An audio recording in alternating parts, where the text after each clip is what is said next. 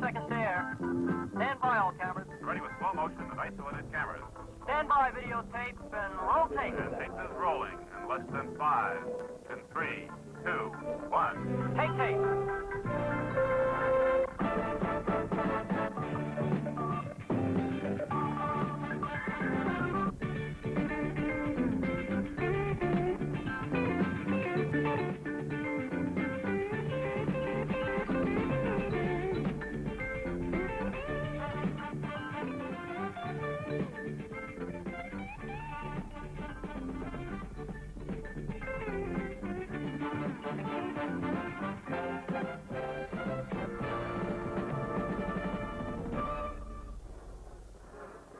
From Franklin Field in Philadelphia, Pennsylvania, a critical ball game in the Eastern Division of the National Football Conference. The New York Giants and the Philadelphia Eagles. NFL Monday Night Football is brought to you by Ford Motor Company. Ford's better idea, we listen better. And by Marlboro Filter Cigarettes. Come to where the flavor is. Come to Marlboro Country. A bitter cold night in Franklin Field, Philadelphia. The standings in the NFC Eastern Division speak for themselves. The now redoubtable Cardinals, who have not had a touchdown scored against them in 4 games, leading the streaking New York Giants by 1 full game. The Giants, with a victory against the Eagles tonight, could reduce the edge to a half a game, and suddenly from nowhere have come the Giants. They have won 6 in a row, but the Eagles suddenly grown confident. They have tied the Falcons in their last game, missed a victory in a last-second field goal failure, and they defeated Miami before that. And so we should have a great game tonight because they've always played the Giants tough. For further talk, my colleague in a brand new winter coat for the occasion, Keith Jackson. Boy, it's a cold night, and it may have something to do with the outcome of the ball game. I think this is a case of a football team, Philadelphia, with nothing to lose and everything to gain. A young ball club that's been coming. They are young at critical positions, the linebacking positions in particular. The New York Giants, on the other hand, have a new kind of a pressure. The pressure to keep on winning in pursuit of St. Louis, which is a fine football team. So I think the ball game probably is going to hinge early in the game as to whether or not the Giants can move it, and then Philadelphia, whether or not they can stop it. Thank you, Keith. The analysis of the quarterbacks, as always, from the gifted quarterback of yesteryear, Don Meredith. Howard, I think that Norman Snead, the Philadelphia quarterback, I saw him in Washington, and he came in as a rookie with the Washington. I thought he was the best rookie quarterback that I'd ever seen. He's been to Philadelphia now for several years. He's not attained the height that I'm sure he had anticipated. Philadelphia has not attained that height either. He is a very fine long ball thrower. He has been inconsistent. He's thrown a lot of interceptions. This has been one of the big problems with the Eagle offense this year. Their defense is ready. You go to Fran Tarkenton on the other side, and Fran is more confident right now than I've ever seen him. And I've known Fran for 15 years. Fran says they're leading the offense, a lot of it up to me, and he likes this. He's calling his plays. Ron Johnson's been a big help to him, and he thinks this is a big help. Tim, you go to the defense of the Philadelphia Eagles, and you've got a great linebacker core that's going to give Tarkenton a lot of trouble. And he is aware of this, and he feels like he can do a good job tonight. So it'll be up to the quarterbacks, I think, to see how this game goes. And, of course, you're looking at Tim Rosovich, one of the mod squad of the Eagles, converted out of Southern California from defensive end to middle linebacker, which Don was about to mention. And you must watch him closely tonight. We'll brief you on him as the game develops.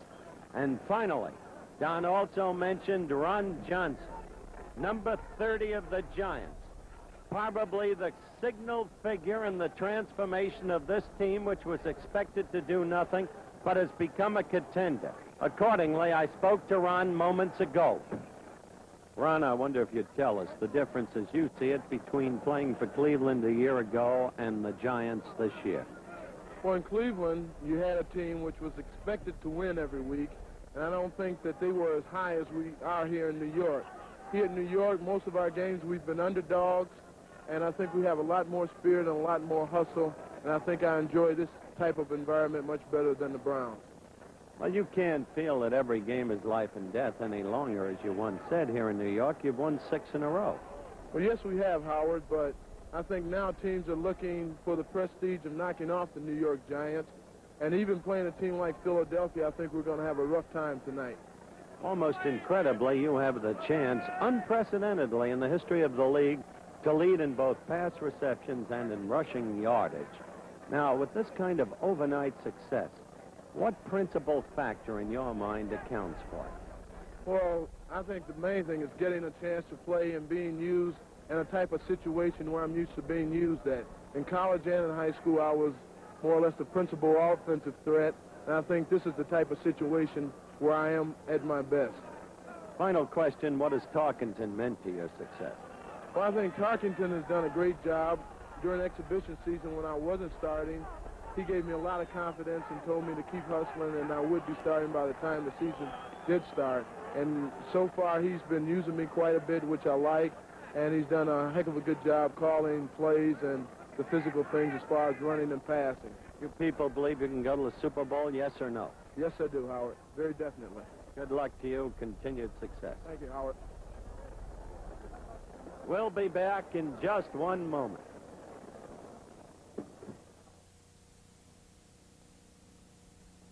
Marlboro country, a good smoke at the end of a working day.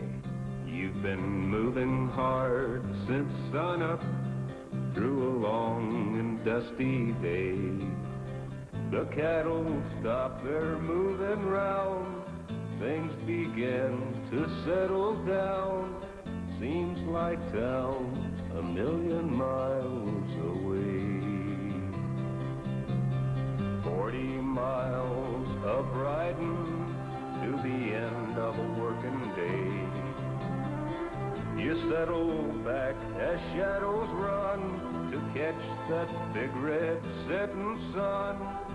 The evening of a Marlboro country day. Come to where the flavor is. Come to Marlboro country.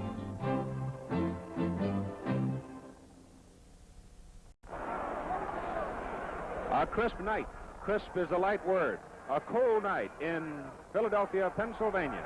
And on the eve, the moments before, the football game between the Philadelphia Eagles and the New York Giants, the Boyerton High School Marching Band, and our national anthem.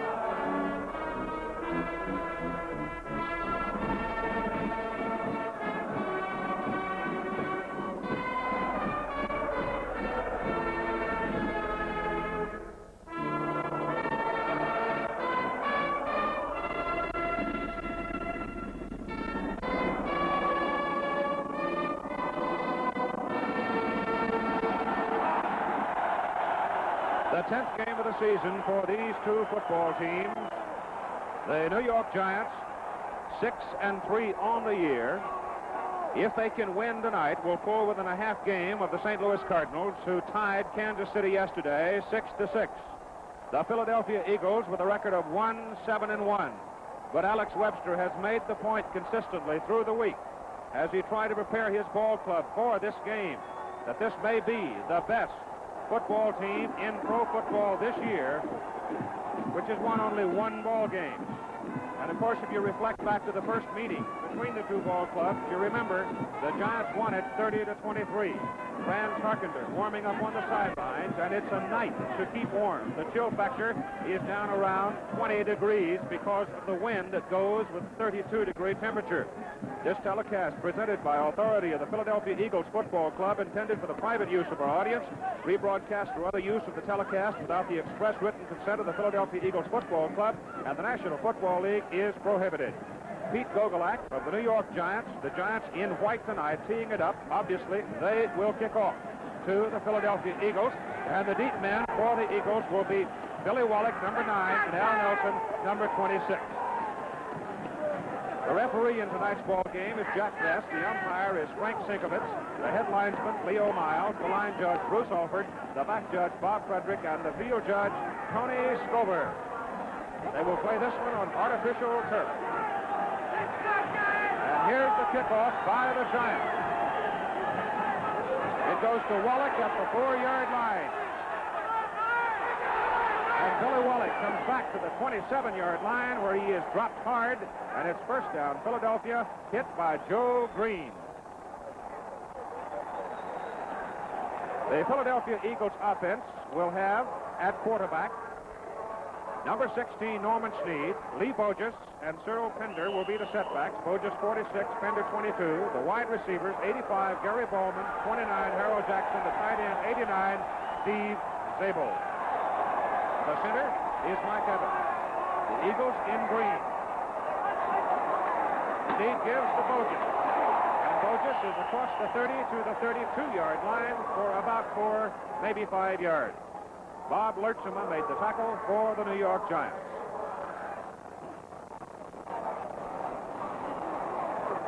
Checking along the defensive front for the Giants, Lertzema, number 71. 75 is Jerry Shea. 73 is Jim Kinnicky. 89 is Fred Dreyer. Along the front wall for the Eagles offensively, the tackles are 72, Wade Key. 76, Joe Carollo. The guards are 71, Dick Hart. And the right side, number 70, Jim Skaggs. Second down and 5 for the Eagles, and Norm Snead to throw. He dumps on a screen pass intended for Cyril Pender. It hit instead Dick Hart, a guard, on the shoulder and fell away incomplete. In the defensive secondary for the New York Giants, the cornerbacks, number 26, Ken Parker, and number 41, Willie Williams. The safeties, number 44, Tom Longo, and Spider Lockhart, number 43. Scott Eaton, number 20. Is making a start despite a very sore leg. He said before the game it was sore, but he felt like he could move all right. The linebackers are 55 Peck, 58 Files, and 64 Hazeltine. Third down and 5 for Philadelphia from their own 32. Cyril Pender in a big hole on the right side. He's got a first down. He is at the Philadelphia 46-yard line. He is brought down by Spider Lockhart, number 43.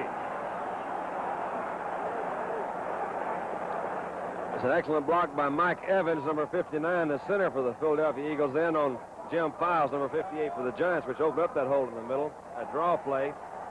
Got him a first down. So Philadelphia moves for a first down in their first defensive series. Have it first down at their own 46-yard line. The Eagles in green, the Giants in white. A big ball game for the Giants. Here's Pender again on the right side. He is cut down by Scott Eaton back on the 45-yard line. A driving tackle by the Oregon Stater.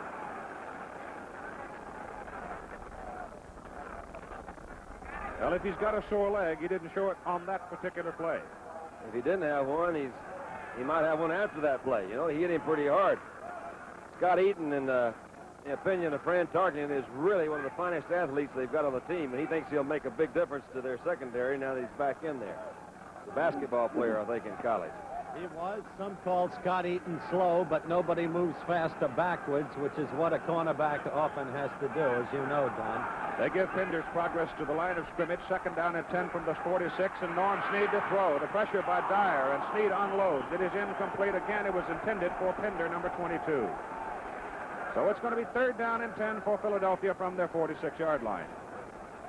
Interesting to note the development of Dreyer, Don. Now one of the best pass rushers in the National Football League. Still has things to learn, but the help he's gotten from number 64, the veteran Matt Hazeltine, out of retirement is almost incredible.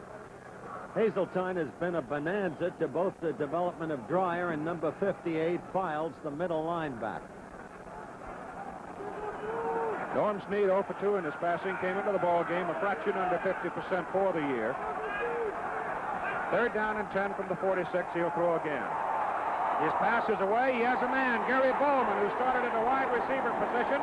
He is hit by Willie Williams, but it's a first down Philadelphia at the New York 35. You see Gary Bowman come out. He comes on, he's running a sideline pattern. Gary Bowman's number 85. Snead does a slight roll to this side, which puts more pressure on this defense. They don't know whether he's going deep or not. The ball was thrown on good timing. And Willie Williams, number 41, is the man that you see that comes in there. He made a good tackle. It's a great catch by Baldwin. A gain of 18 yards on the play. First down, Philadelphia, New York. Just outside the Giant 35. Larry Watkins in the ball game. Number 34, setback, replacing Pinder. That's Bogus. And Bogus is down to the 30-yard line before number 71, Lertzema, and number 43, Lockhart, bring him down. Keith, as the fans probably know by now because of past games, Lee Bogus, number 46, out of Louisville, is a man to watch. Jerry Williams, the Eagles coach, even though Bogus is a rookie, calls him a complete football player based upon his pass reception ability, blocking ability, and as you just saw, running ability. Call it a gain of 6 yards, second down for Eagles. Ball just inside the Giant 30. It's about 34, 33 degrees. The handoff again goes inside, and this time the Giants are looking for it. Jim Kanicki, number 73, made the first contact. Alex Webster, the coach of the New York Giants. The advance is down close to the 28-yard line for Philadelphia. Third down coming up in 3. Snead respects Freddie Dreyer's ability as a pass rusher. He's gotten a great deal of recognition as being a very quick man off the line. Ordinarily, you'll try to trap a man like this, and this is what Snead feels he can do with Freddie Dreyer. We'll see if he traps him later on in the game. Third down and 3 for the Eagles. Ball in between the Giant 28 and 29-yard line. Snead to Bogus, and Kanicki has him in the backfield. And Bogus is dropped for a loss. It'll be fourth down for the Philadelphia Eagles, and Mark Mosley, number 3, the place kicker, has come on the field. Now, Mosley had a chance to win for Philadelphia last week, their second successive game, but it got away from him just at the crossbar. A field goal try, wafted off just fractions wide, and he missed the opportunity to win for them. This try will come from the 39-yard line. It will be into a very light wind, perhaps no more than 3 miles an hour. His kick is away. His kick is no good, wide to the left from 39 yards.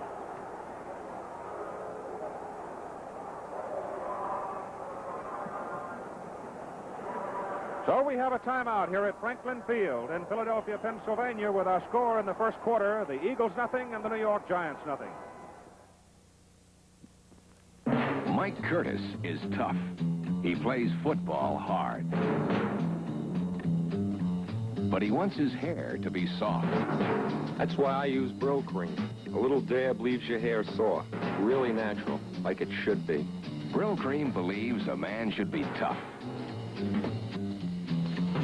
but his hair should be soft. Brill Cream, the best-selling hair dressing in the world. Now from Firestone, a new studded asymmetrical town and country winter tire you can put on all 4 wheels to really improve your stopping ability on ice. With just 2 asymmetrical town and country studded tires on the rear, you still stop. And you've stopped a lot quicker than you can with just 2 ordinary studded winter tires on the rear. Look for the new asymmetrical winter tire at your Firestone store or participating dealer, the mileage specialist. All right, the New York Giants have the football for the first time tonight. First and 10 at their own 20. The quarterback is Fran Tarkenton. The setbacks will be number 30, Ron Johnson, number 24, Tucker Fredrickson. The wide receivers, number 85, Don Herman, number 18, Clifton McNeil. The right tight end will be Bob Tucker, number 38. Giants in white, and they send Herman in motion. And Tarkenton has it. Looking to the screen. He goes to Fredrickson, a great block. And Fredrickson, from the 20-yard line, comes all the way out to the 44, a gain of 24 yards. And leading the play all the way was number 53, the center, Greg Larson. Tim Rossovich made the tackle, the middle linebacker for the Eagles. Along the line for the Giants, number 69, Willie Young, and number 77, Dick Buzzin are the tackles. Number 61, Charlie Harper, number 63, Doug Van Horn, the guards, and the center, as we noted, Greg Larson. So the Giants open up big with a gain of 23 yards out to the 43-yard line, first and 10. The Giants have won 6 in a row. Beat the Eagles in the last meeting, 30-23 in New York. Again, Herman goes in motion off the eye.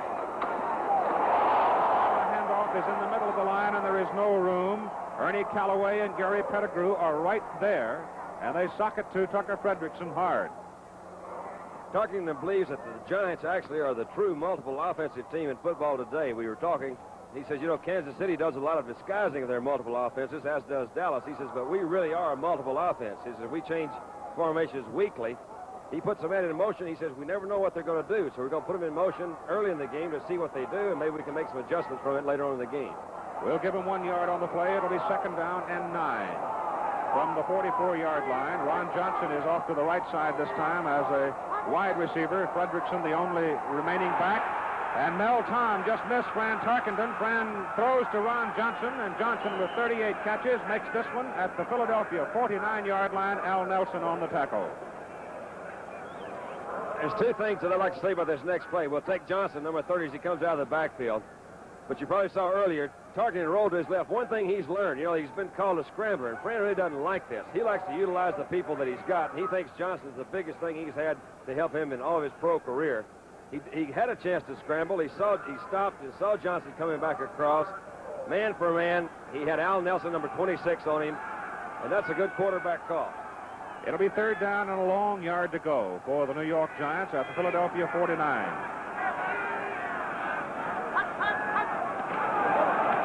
Johnson is dropped back on the 45-yard line. Ron Porter, the right side linebacker, drills him. The penalty flags all over the field. Penalty is against the Giants. Obviously, the Eagles will want to force New York into a kicking situation, so the receiving team is on the field for Philadelphia, the kicking team on the field for the Giants. Bill Johnson will punt. While we await the punt, Keith, Dunn just mentioned how Tarkenton feels about the utility of Ron Johnson. All night you'll see Tarkenton using his backs as receivers. Reason? He's got the agility and durability not to need the long-term blocking that backs provide, and he'll use them as receivers extensively. Bill Johnson averaging 38 yards a kick. Left puts it out of there, hangs a high spiral. Billy Wallach backs up. He'll let it go. It's in the end zone. It'll be Philadelphia's ball, 1st and 10 at their own 20. And right now, we have a timeout here at Chile Franklin Field in Philadelphia. Our score in the first quarter, the New York Giants nothing and the Philadelphia Eagles nothing. Merry Christmas. What'd the old boy give you? Well, come on, let me show you. Oh, I got this robe. oh, beautiful. What did you get? What's that? Hawaii! That's what that is. Nice little package, huh? Ralph! Bill gave Gladys Hawaii! The whole island? The whole island! And we're going on United Airlines. Bill charged it with his United credit card. The travel agent got it for us. He arranged hotels, car rentals, everything. You hear that, Ralph? Imagine Bill and I riding down the waves of Waikiki, sipping champagne and luau's. Luau's, Ralph! Yeah. Oh, we'll probably be leaving in March, so could you... Yes, I'll water your plants. Aloha. Hawaii. Gladys, leave? No, not till March. Fly the friendly skies of United. The statistical story on Norm Snead so far in the ball game as Philadelphia comes to the attack 1st and 10 at their own 28-yard line. Cyril Pender is back in the ball game along with Bogus as a setback, and they're split in the backfield. That's Bogus. And he works his way up to about the 24-yard line before Bob Lurtzimer and Jerry Shea, defensive left side of the Giant line, get him. Went the wrong way. Should have cut for his left. Bogus is carried a total of 110 times on the season. He's averaged 2.6 yards per carry. In the game tonight, 4 attempts and 11 yards. From a standpoint of total yards gained on the ground, Cyril Pender is the best rusher so far for the Eagles. It is 2nd down and 6.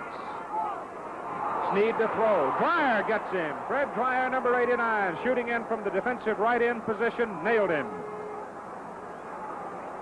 All right, here's old Freddie Dreyer, and Freddie Dreyer's doing a good job of this all year. He does have great quickness. He comes in, puts a great rush on the passer. This is the thing that's giving Snead a lot of trouble this year. He has not been able to have a consistent passing game. He's either been getting trapped or throwing interceptions. Dreyer, number 89, you see Snead, number 16. a great move. He faked to the outside and came in. Wade Key was the blocker, number 72, on that last play. The loss is back to the 16-yard line. It'll be third down and 14 for Philadelphia.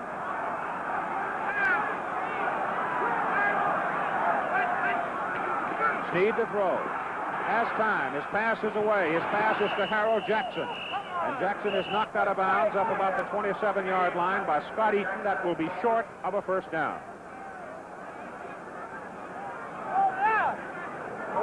Glenn Campbell guest stars with Johnny Cash Wednesday night at 9, 8 o'clock Central Time on ABC. Need some guitar picking that night. Going to tell you that new coat of Keats is too much. It's warm. Bobby Duhan, number 28, Spider Lockhart, 43 are deep.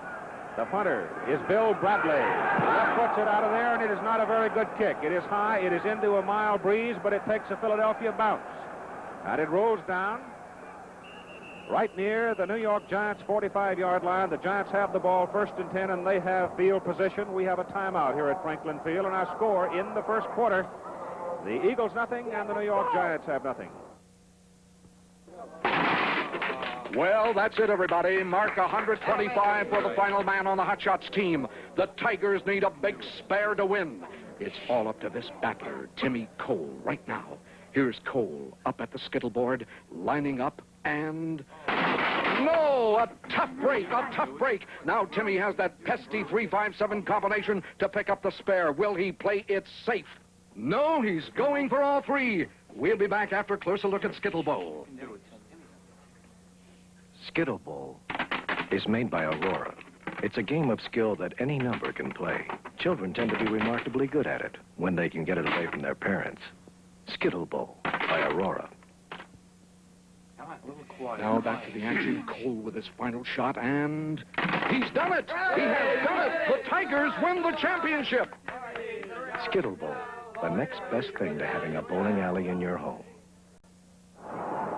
Put the ball on the New York Giant 46-yard line. Giants have it, first down. No score in the first quarter.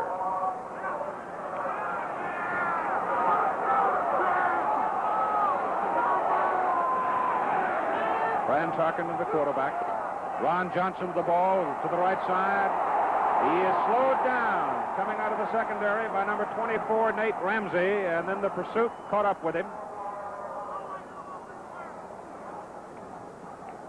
Ron Johnson, who has had quite a year with the New York Giants. Let's make the point, too, Don, that the Eagles are keying on Johnson all night tonight for the run. Well, I think if they don't, they're in a lot of trouble. A loss of 2 yards on the preceding play. It's 2nd down and 12. The ball is back on the 44. Herman is way wide to the right side. McNeil to the left. And Tucker Fredrickson's moved up into the slot. Look out for Fredrickson. He's been a prime receiver. This time he goes deep to McNeil. Clifton's got it. And he is caught and he is dragged down by Ray Jones, but not until he reaches the Philadelphia 25-yard line.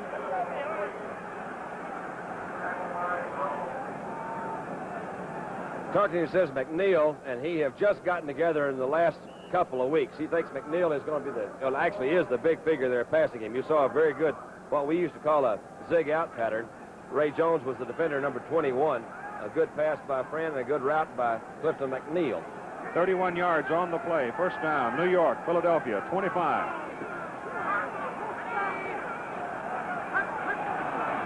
Tarkenton will throw. He looks for McNeil. He goes over the middle. It is incomplete. Ray Jones had it in his hands, and McNeil knocked it away from him. That's 2 plays in a row where Ray Jones has been a signal figure. Ray was one of 3 defensive backs drafted by the National Football League from Southern University. Another noted one, number 48 on Green Bay, Kenny Ellis. But Ray is a rookie, as all rookies will. He has made mistakes, and Fran is going to work against him for much of the evening. Tarkenton now 3 out of 4 for 61 yards in his passing. 2nd down and 10, New York at the Philadelphia 25. The game being played at Franklin Field in Philadelphia, the home of the University of Pennsylvania Quakers.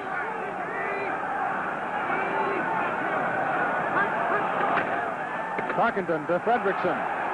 A good block from Ron Johnson gets him around the corner and gets him down around the 21-yard line before left linebacker Adrian Young, number 35, makes the tackle.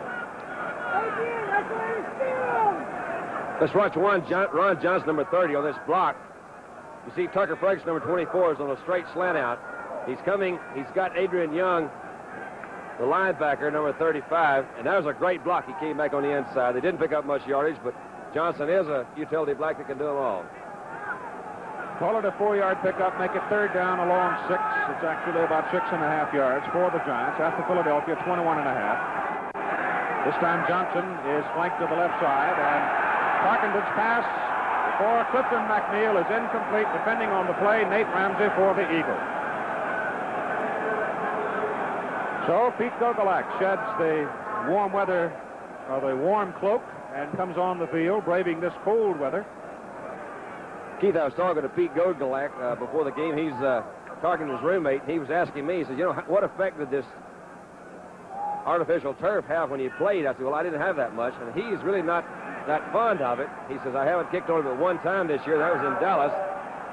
He didn't decide before the game what shoe he's going to wear. Let's see how he does right now.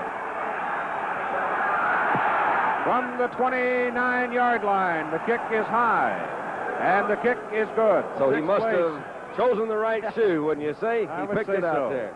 6 plays, 54 yards, and the New York Giants grabbed the lead. Pete's really a fun guy. He was telling me today, Don, you were with me, when he said there's all this talk about all the soccer kickers. He said, let's just remember I started it in 1960, and before I'm done, I'll break Tom Dempsey's record. I like his attitude. 4 minutes and 20 seconds left to play in the first quarter. The Giants are on the board, leading by a score of 3-0. Billy Wallach, number 9, is the man the Eagles like to have return the football on all kicks.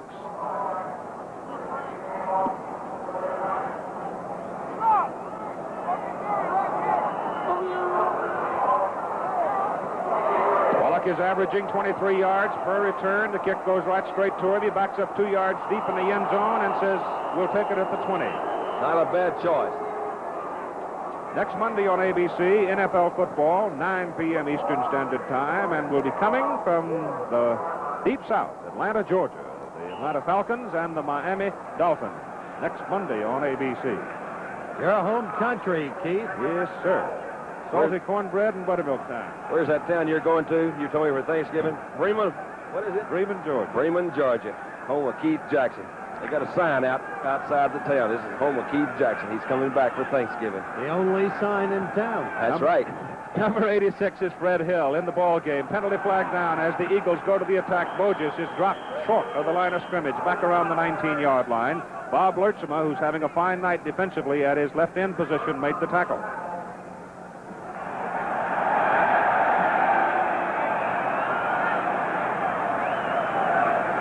Referee Jack Best paces off 5 yards against the New York Giants. Offside. You'll note the officials are wearing gloves. First down and 5 for Philadelphia from their own 25. There's Red Webster, the coach of the Giants. Norm Snead, the quarterback, pitches to Bogus, cuts inside, fine block, gets across the 30. He's out to the 32-yard line before Willie Williams makes the tackle. First down, Eagles. That Bogus is a good-looking ball player, Don. He is a fine ball. He moves very smooth. I came out to practice Saturday night, and I couldn't get over how smooth he did run in. I said, well, there's nobody trying to tackle him. I see how he does when somebody's after him, and he's doing very fine tonight. He is a rookie, and he's doing a fine job for him. Good trap block, by the way, that last time by Wade Key, number 72 of the Eagles.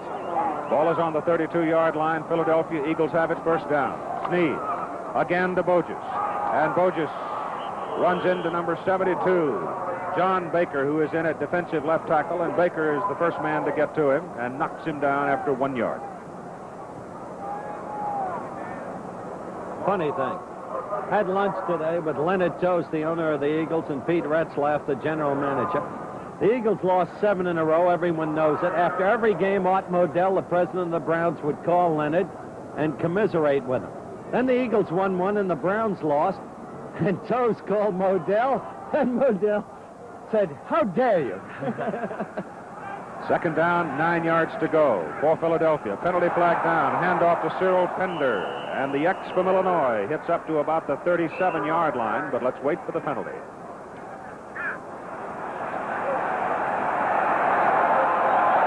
Offside penalty against the New York Giants again. Second one in this series. Freddie Dreyer, the defensive end for the Giants, has a tendency to charge outside. He's very quick, and he moves very well to the outside. That last play was a draw. It was just a turnout blocked by number 72, Wade Key, again on Dreyer. They came back inside of him. Matt Avenstein was covering to the outside, too. They picked up a pretty good gain. Ball is up on the 30, well, let's call it the 38-yard line and make it second down and about 4 for Philadelphia. The Giants are leading by a score of 3-0, 2 minutes and 45 seconds to play in the first quarter.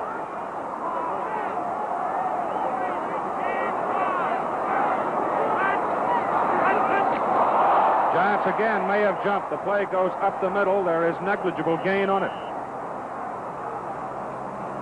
The thing I noticed that impressed me most was you see Norman Snead, number 16, when there's a fumble or something going on in there, Norman very casually walked back to the back till all that commotion was settled in there. I'm not getting in the middle of that, Jazz. Another good quarterback trait. This time it was Jim Kanicki who anticipated a little too much, perhaps. That's 3 penalties, 15 yards against the Giants. The football is resting at the 43-yard line. First down, Eagles. Their own 43. The Giants are leading 3-0.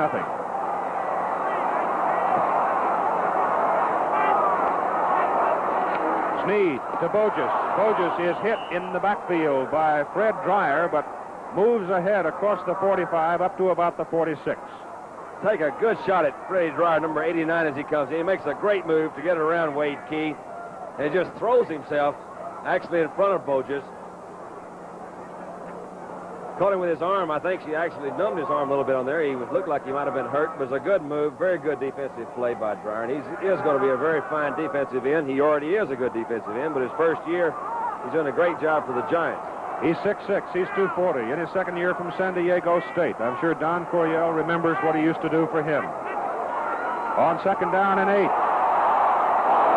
Not much, as Bogus tries to find some running room, and Ralph Heck, number 55, read the play. That's how cold it is in Philadelphia tonight. That's a hand warmer. It's full, I imagine, of briquettes or something like that. But it keeps your hands warm, and I wish we had 4 up here. Would you believe 6?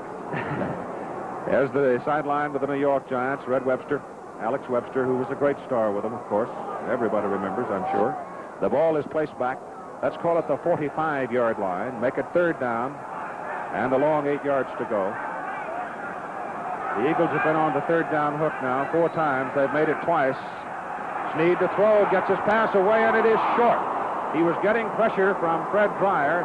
Bob Lurchema, the other defensive end. The pass was intended for Ben Hawkins, and Philadelphia will have to kick it away.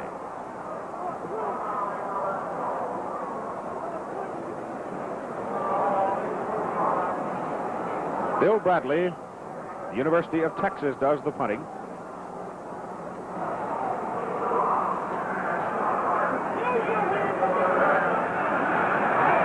Bobby Duhan and Spider Lockhart, 28 and 43, are the deep men for the Giants. Giants wearing the white. Here's the kick by Bradley. And it is not a long kick. It takes a bounce toward the sidelines, and it's going to be dead inside the 25-yard line, right around the 22.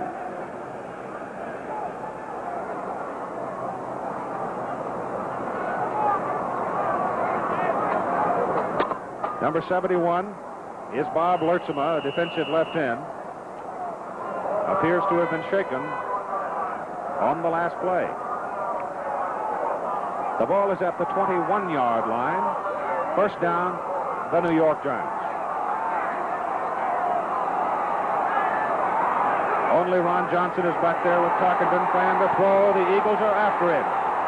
His pass intended for Ron Johnson is incomplete. Adrian Young, number 35, had come across to check on the play. As a matter of fact, 2 linebackers were there, Rosevich and Young both.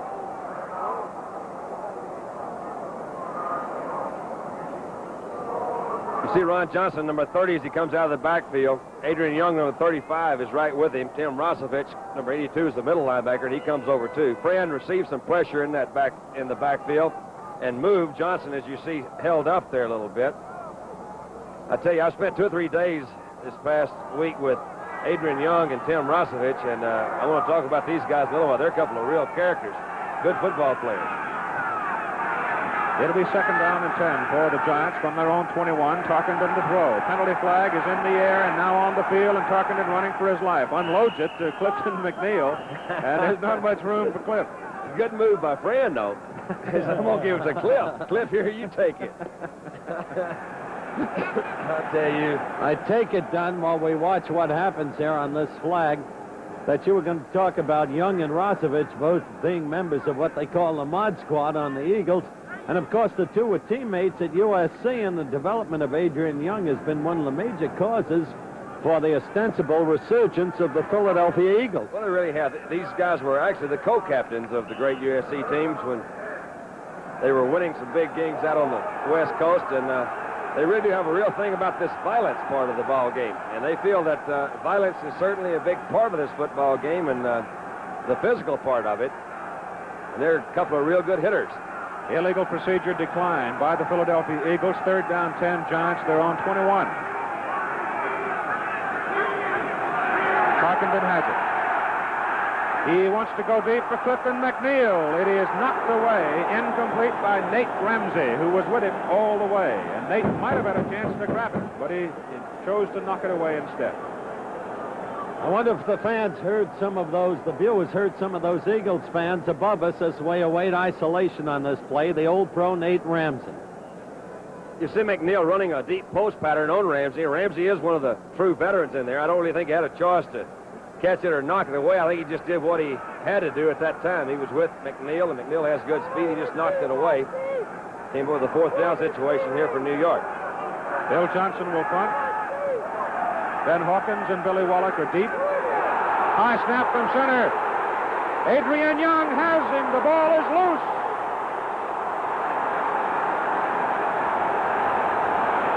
It is very near the New York goal line. Philadelphia's ball. How about that for a break in the game in the closing seconds of the first quarter? I don't know how many times we've seen this year, but these are the mistakes that kill you. This is just a high snap. He couldn't field it. It is 4th down. The Eagles are going to get the ball anyway. Adrian Young, number 35, did come in. The Eagles are really up for this ball game. They're going to play it as hard as they know how. And to quote some of them, they say, hey, this is our Super Bowl, so we're going after the Giants. And time expires at the end of the first quarter here at Franklin Field in Philadelphia. Our score, the New York Giants 3, the Philadelphia Eagles 0.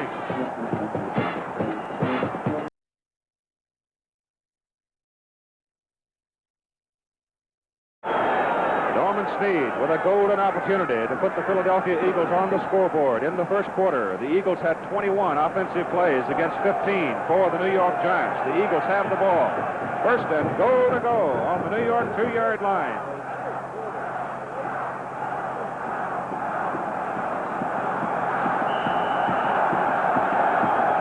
This will be the first offensive play of the second quarter. It looks like we have a full house here, and if we do, better than 59,000, it's going to be a record weekend of attendance for the National Football League. 1st and goal to go from the 2.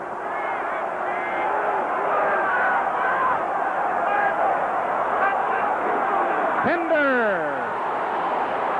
Oh, did he take a hard whack on a cold night. He is short of the touchdown. Jim Files, the middle linebacker. Take a good look at Jim Files, number 58. Here's the guy. This is his responsibility to keep those guys from jumping over that line. That's what they try to do down there. And Files is a good one. He's a big rookie that the Giants are really proud of. You'll see him meet Pender right in the air and turn him an absolute flip. Pender had seen somewhere in those movies of years gone by, that's what you're supposed to do on the goal line is jump over them. Files had seen those same movies. 2nd down and goal to go, about a foot away. Sneed, touchdown. When they Just push it on in there. And how do you do, St. Louis? The Cardinals, knowing full well after their tie yesterday, a victory for the Giants could pull them within a half game. Here's the touchdown. Number 16, Norm Snead. Big, strong, powerful, big-legged quarterback, as all of them are, pulled his way across the New York defensive line for a score. Here's the extra point try by Mark Mosley. It's blocked! And I think it was Ralph Heck, number 55. Hey, it was Ralph Heck. I tell you, that could be a big one. Ralph Heck, who rented a house in Pound Ridge, New York, in northern Westchester. You'll see this set up from the end zone camera. And Ralph Heck is number 55. He comes in and gets a big hand in front of this one. And I know this has been said a lot, but seriously, this is a big thing. You know, the extra point in football is usually like an ordinary thing. There's old Ralph Heck, number 55, and we're going to be right back to see you just in a little while. Time out right now. We'll be back with the Philadelphia kickoff in just a moment. Our score, the Eagles 6, the Giants 3. You want to get the chair and the little table. You pick up the rack of the lights. You get the map. See, if you took away the maps Hertz gives you, and the survival manuals, the direct line phones from hotels and motels, if you took away the 2,700 Hertz offices around the world, where you can pick up a Ford or drop one off, if you took away the computerized reservation system, if you took away the express check-in system, the special rates, the Hertz girl, if you took every Hertz office that stays open all night and closed it at 5, and if you took away our good name, Hertz would be left with the one basic thing every rent-a-car outfit can offer, a car. But even when you get down to that, we offer more kinds of cars than anyone in the business.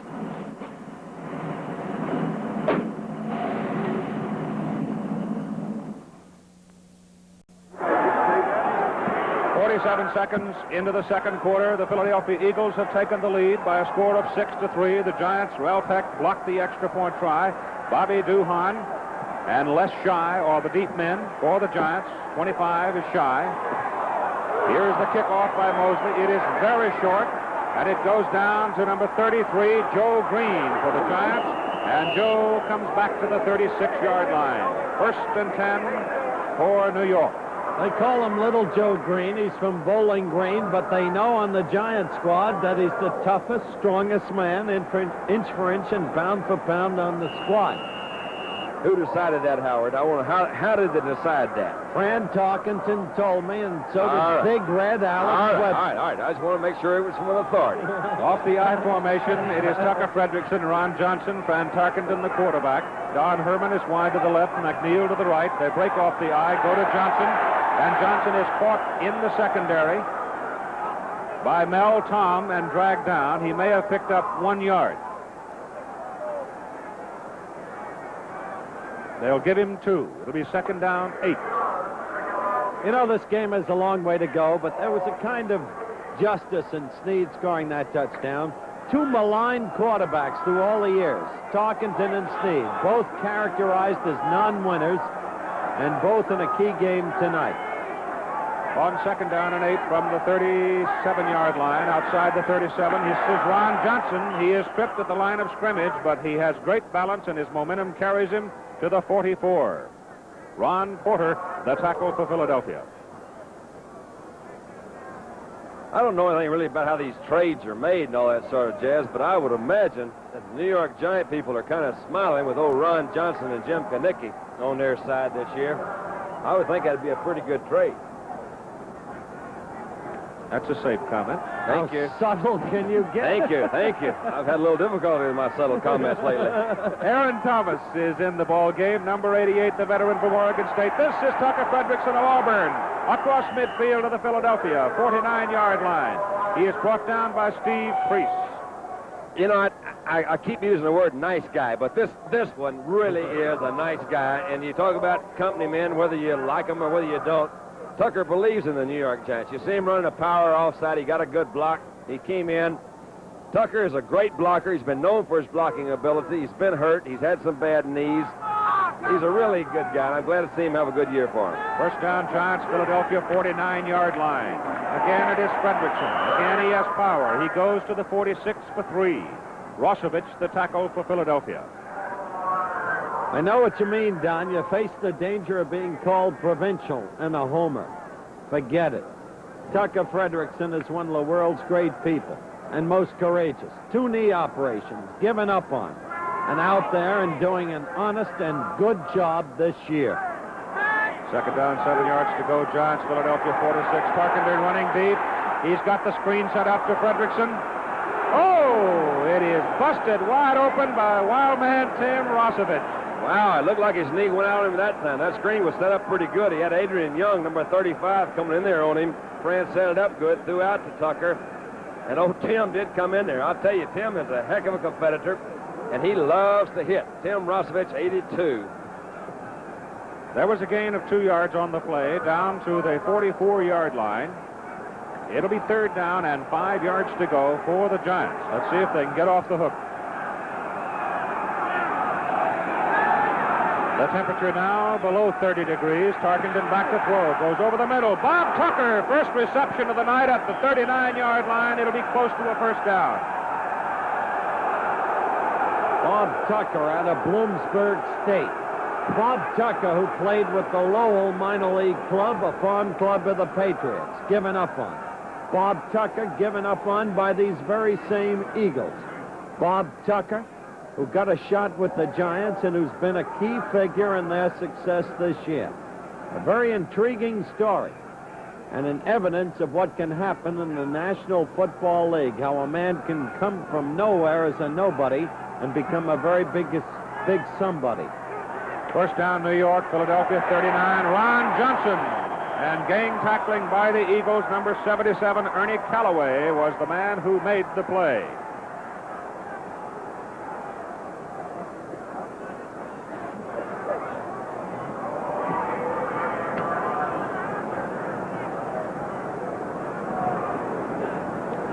Jerry Williams, the coach of the Philadelphia Eagles. We share the old alma mater. He's from the great Pacific Northwest, Washington State University. Second down and 10. New York, Philadelphia 39. Tarkenton wants to throw it. Unloads it to Fredrickson, and Ron Porter runs him down inside the 30 at about the 28-yard line. It may be another first down. All right, you go see Fredrickson, number 24, as he comes out of the backfield. Actually, Ron Porter, number 50, stays in there a little bit too long. He doesn't cover Fredrickson. That's his man. And talking to Fran today, I said, Fran, how are you hitting your back so much? He says, I'm king the linebacker. If they're not on them, baby, I'm going to hit them because you don't have to throw it that far. It is a first down for the Giants. And the advance of the ball is to the 27-yard line. This is Ron Johnson on a sweep. Number 88, Gary Pettigrew, was involved in the group of green shirts that got him. So was Rosovich, and so was Porter. That's right, Keith. So was number 82, Tim Rosovich. And Don, later on, we should discuss, I think, what it's meant for Tim Rosovich to become converted from a defensive end to a middle linebacker, and overall, what a job he's done. I agree with you, Howard. One thing I'd like to point out about that full stack they had there, Fran ran out on a quick count. Whether he gained much yardage or not, the Eagles now know he can run when everybody's in the backfield. Second down, 7 from the 24. Tarkenton's pass. It is caught by McNeil. It is dropped by McNeil. Coming over to defense, Al Nelson. One of the many, as you know, Keith, from Grambling College.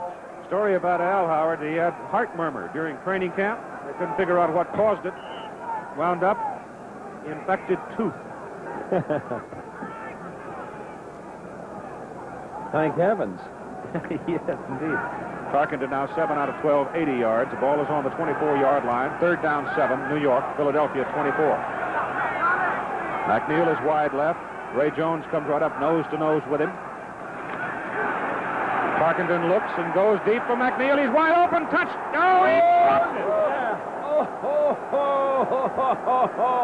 Oh, he'll remember that one. Oh, my goodness.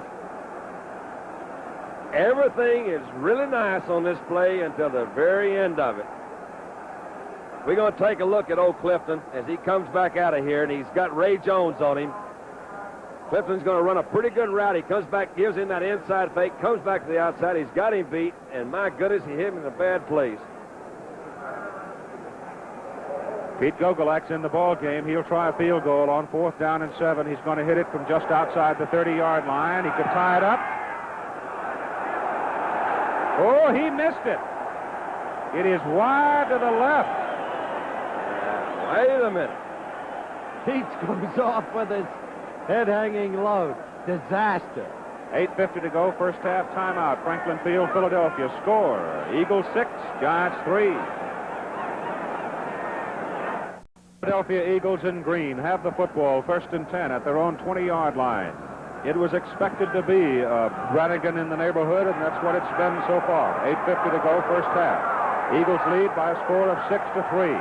Giants beat Gogolak, just missed the field goal. And the Eagles have it as Snead drops to throw. Ballman is wide open. And Gary is up to the 35-yard line for a 15-yard gain on the play. Tom Longo, 44, led the tackling for the Giants. We have penalty flags on the field, so hang on. The indication, the initial indication against the Eagles, and it's obviously against them. They're backing up. And it's got the look of an offensive holding penalty. What it is? It's been this type of happenstance or circumstance, however you'd like to call it, that's caused the Eagles so much problem this year. They've had a lot of problems with penalties in key situations, interceptions, fumbles, haven't been able to sustain a drive. The ball is put down just outside the 5-yard line. We'll call it the 5. It's going to be first down and 25. Cyril Pender. Oh, ball is loose. The Giants have it. Scott Eaton's on the football. There's some pretty good hitting going on there, I'll tell you. Jimmy Files knocked it loose, and Scott Eaton covered it. That evens off the critical fumbles, and we'll watch this in slow-mo, Don. Well, you'll see him come around as a quick pitch. Bender has it. He's coming in there. You'll see Eaton, number 20, from the side. I think Eaton is actually part of that reason for it, but Files, number 58, comes in. The ball just pops loose, and Scott turns around and says, there it is, it's mine. And the New York Giants have a big break in the ball game. First down at the Philadelphia 13-yard line.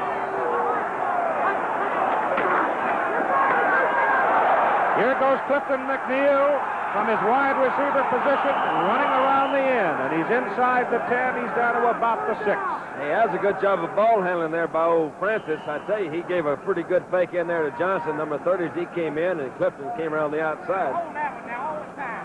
Let's take a look at it. You got Johnson coming in.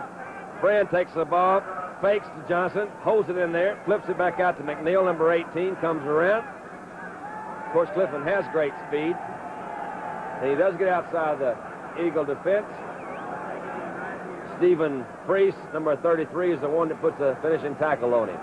Ball is inside the 5-yard line. Steve Priest, incidentally, is a former quarterback at Oregon State for DeAndro, and during his college days was considered a virtual magician with the option play. That's Fred Dreyer, all taped up, ready to go for the New York Giants. Oh, man, those broken noses, that brings back some memories. It is just a little bit short of a first down.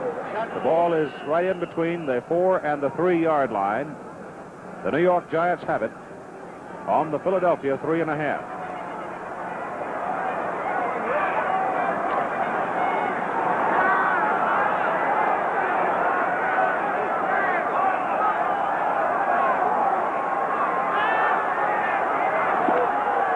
Tucker Fredrickson has a first down. It'll be first and goal to go at about the 2. Red Webster excited by this turn of events. Right here, let's pause 5 seconds to allow our local stations to identify themselves.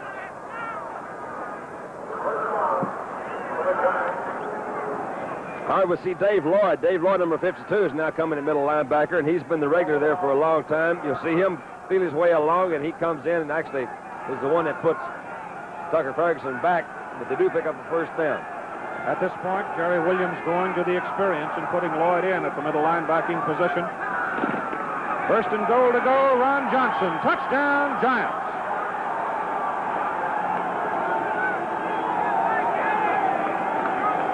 We'll take a look at it again. Ron Johnson, number 30. As he comes in, Fran gives it to his money man. You see Tucker, number 24, as he comes in, gives a pretty good block. Johnson just throws himself on top of that line. They're very close, and they come in for the score. So Francis goes to the sidelines, having done his job. That is the 10th touchdown of the year for Ron Johnson. The New York Giants have regained the lead, and Pete Gogolak will try to make it a 10-6 ball game. Never has a blocked point after seeing more important. Offsides the Giants. That should nullify the extra point, which was good. Let's see if it goes against the Giants. No, it's against the Eagles. So the Giants decline, and obviously they'll take the point. So we have a timeout here at Franklin Field in Philadelphia. 6:55 to go, first half. The score now, the New York Giants 10, the Philadelphia Eagles 6. For the Philadelphia Eagles as the New York Giants, Pete Gogolak tees it up to kick it off on a night where the temperature is sliding below 30 degrees in Philadelphia, Pennsylvania. Pete's kick. Short. At the 10-yard, 11-yard line, it's Billy Wallach.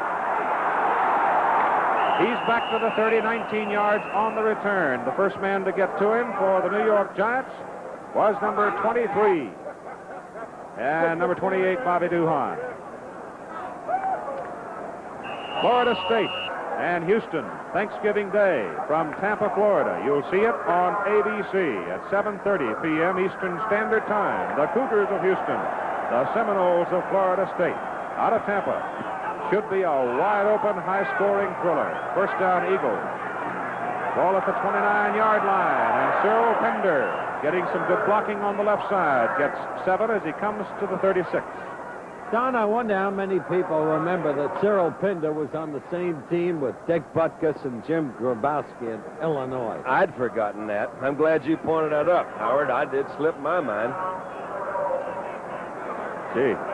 Second down and 3. Pinder, 5 for 30 yards so far in the game.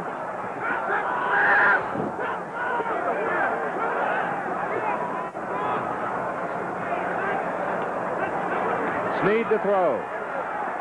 He's got a man wide open, Bogus. And the big youngster from Louisville comes to the 41. He ought to have a first down. Jimmy Files, number 58, the big rook from Oklahoma. Put him down. He was man-to-man on Ralph Heck, number 55 that time. And linebackers have a tendency to drop back in a passing situation, and sometimes a little bit too deep. I think Ralph may have dropped a little too deep that time and left him open, at least open enough to get that first down. That's first down number 6 for the Eagles against 7 for the Giants. The Giants are leading by a score of 10-6. 5 minutes to go in the first half. Pender hits, bounces, hits again. He got I don't know, maybe a half a yard. Jerry Shea, number 75 for the New York Giants, with help from Lertzema, made the stop. As many of you know, each week the coaches grade these defensive players, actually the offensive players too, and Jerry Shea is the man in the defensive line who week to week, I understand, has had the highest grade. I don't know exactly how they grade him, but that tells me that he's playing very consistent ball for the Giants and has given them a real plug there in the middle. Got him from Atlanta, and nobody can understand the deal. Second down and 9. 9.5, really. Ben Hawkins is in. Zabel is out. Here goes Jackson, Harold Jackson, and he falls down in the backfield. A loss on the play. I didn't fool anybody. Didn't fool Jim Files. Well, the interesting thing about this game, Keith, is Norm hasn't completed a pass yet to Harold Jackson. He hasn't completed a pass yet to Ben Hawkins. And, you know, it's hard to understand because these are two great receivers. And you've got to give a lot of credit to the Giants' defense, which has come from nowhere. Don't you agree? Indeed, and I'll tell you, the development of Dreyer at defensive right end has been as much, and the presence of Files and the continued play of Heck have been tremendous assets for the Giants. Third down, 14. The ball at the 37. Here's the pitch to Pinder. And there's Mr. Files again at the 41-yard line. I tell you, that's something else. They sent in a couple extra backs on that third down and long situation. But they didn't fool Files. They sent Pinder out of the backfield, and that's certainly his man. He was right there on him. They'll give him 4 or 5 any time when it's 3rd and 15. Bill Bradley is in the ball game to punt. He's hit 2 tonight for 32.5-yard average. We've got 3 minutes to go, first half. The Giants are leading by a score of 10-6. Bradley's kick, it's a twisting spiral. Spider Lockhart backing up, fair catch, 24-yard line. Spider Lockhart. You know, regardless of your age or your favorite team, if you're a football fan, there'll be something of great interest for you at the Pro Football Hall of Fame in Canton, Ohio. And one of the outstanding examples of the ever of the Hall to be part of the changing pro football picture is the Professional Football Today display. It's a glistening new area that features the helmet, pictures, and up-to-the-minute information on all the pro football teams. Only one of the many outstanding attractions at the Pro Football Hall of Fame, open daily in Canton, Ohio. All right, Giants ball, first down, 24-yard line, their own 24. Ron Johnson. Crowd of folks there, but the momentum of the Giant offensive line carries him up across the 30 to the 31. Has a brother named Alex Johnson, Los Angeles, well, California Angel, great hitter, and so is Ron. 2 minutes to go in the first half. Timeout, Franklin Field, Philadelphia. Score, the New York Giants 10, Philadelphia Eagles 6.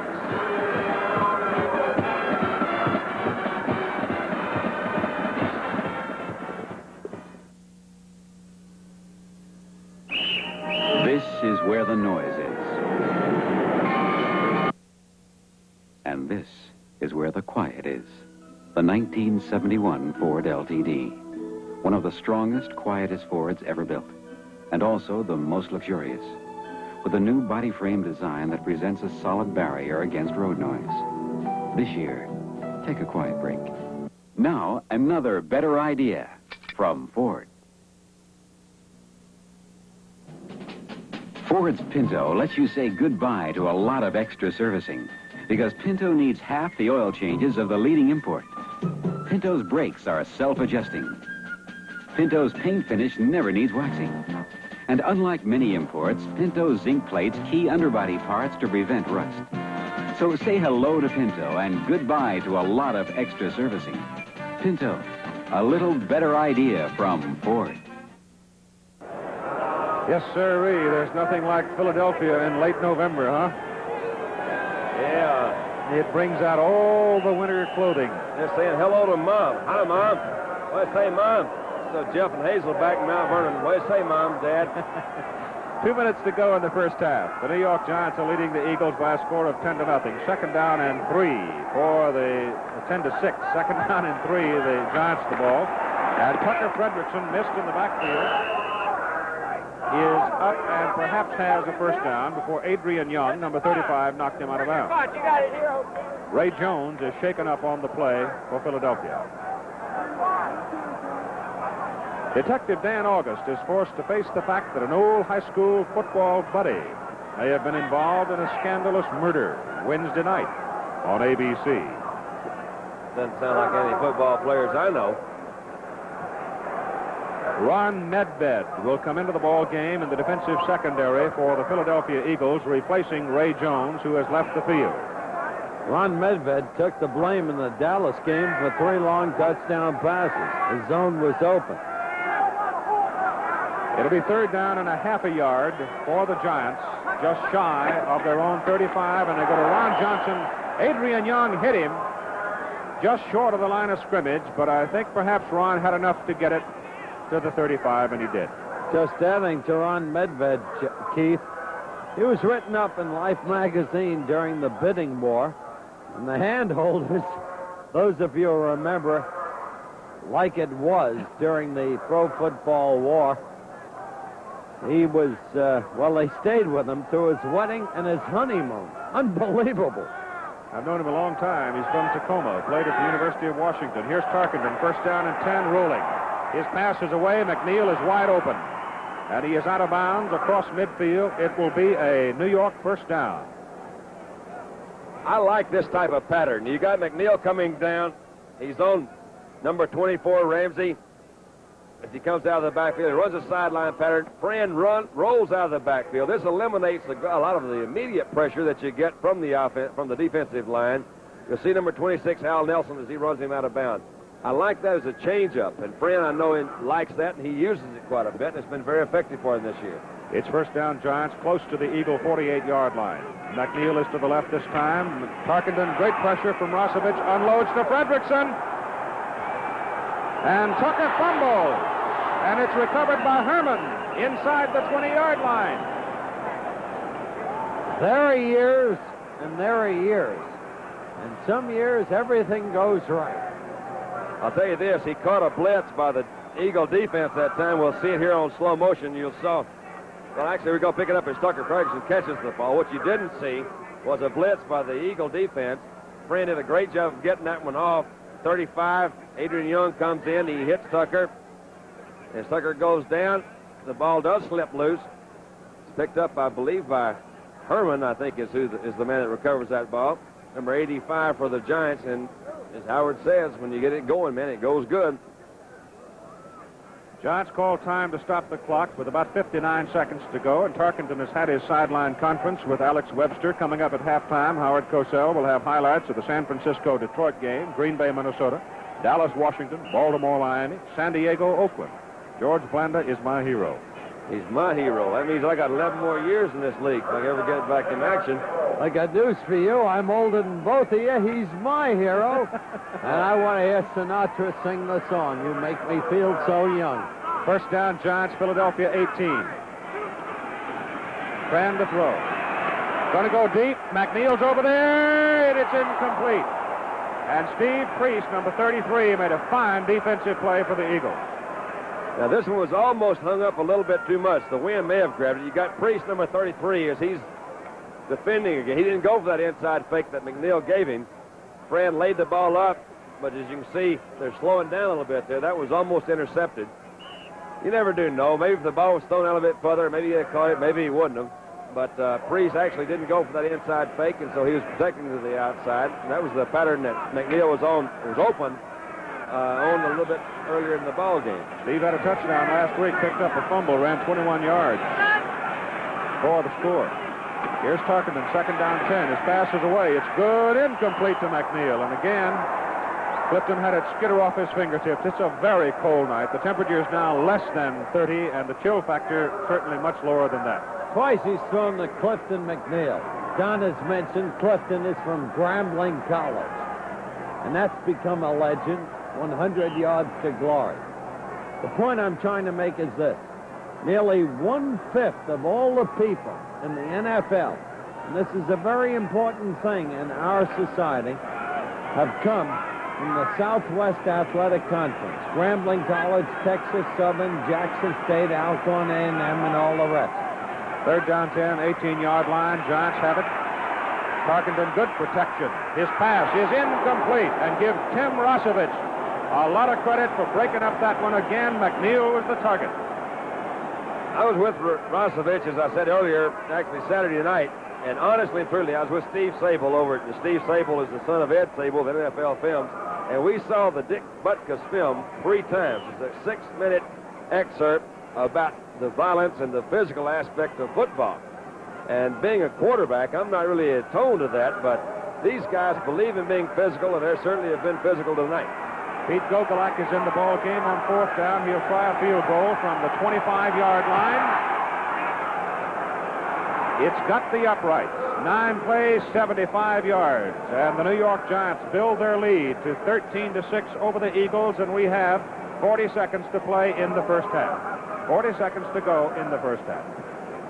For your holiday viewing pleasure this Friday at 2:30 Eastern Standard Time, ABC Sports presents NBA basketball, and it's a good one.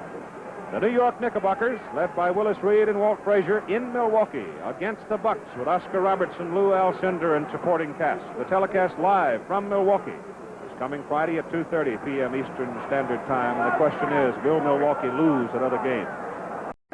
with the play-by-play by Keith Jackson as the kickoff takes place. Our very own. And good to the 6-yard line to Wallach.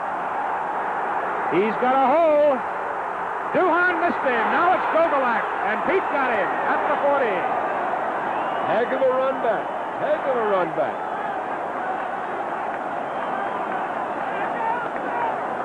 You'll see Wallach as he takes the kick. The kick was high. It was not too deep. And on the kickoff return, the thing they try to do is split those seams, and you'll see him now turn on the steam as he goes through. Bobby Duhan, number 28, did miss him. Gogolak practiced that. Back to live action. Time about gone. The pass intended on a quick one to Bogus from Sneed. It is incomplete. Files and Heck are there for the Giants. The clock stops at 20 seconds to go. I've got to tell you, folks, it's unreal. We came up to the booth tonight, Don Meredith and I, and Don said, at least once tonight, Billy Wallach, number 9, is going to break one. Now, he didn't break it all the way, but he put them in field goal position. Good work, Don. Thank you a lot, Howard. I don't remember saying that, but if I said it, by golly, I'm going to stick to it. Why do you always do that to me, Howard? 39 yards. You fellas. 39-yard line, first down. The pass is good to Hawkins, and Hawkins is down to the 22-yard line. And they call timeout. No chin strap Hawkins, number 18 in your program. Tom Longo was having a fight with Ben for the ball, but Ben hung on. It's a turn-in pattern by Hawkins as he comes off the line. They're trying to get in pretty good field goal position. He's on Scott 8, number 20. Hook in there behind. Good pass by Sneed. They just moved it down a little bit closer range. Hawkins is a heck of a competitor. Tom Longo, number 44, is the guy that comes in and puts the finishing touches on it. Keith, first pass reception by Hawkins, picked up in the Pro Football War by the Eagles against the Jets, remember? They're going to try to get one more play before the half. They're gambling they can get at least one. Maybe they can get the 6. Ganicki goes out of the lineup for the New York Giants. We have 10 seconds to go in the first half. Sneed looks into the end zone. He goes to the end zone for Bowman, and it goes right by him, incomplete. I'll tell you what, he threw that one the only place you can throw it. Now, Bowman couldn't get to it, but he zipped it right in there by Matt Hazeltine, number 64, and they did have him covered very well in that last pattern.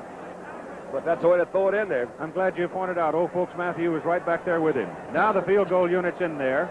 Mark Mosley, number 3, will try the field goal. He's going to have to kick it 29 yards. He has the mild wind at his back. Snap is clean. The kick is up. The kick is good. Looks like offsides against New York. I'm sure that'll be declined.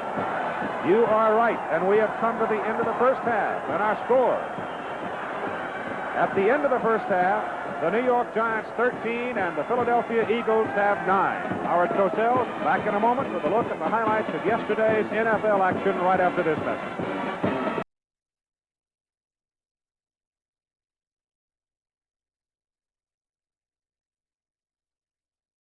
Franklin Field, Philadelphia, 13-9 Giants, halftime score. Tough game.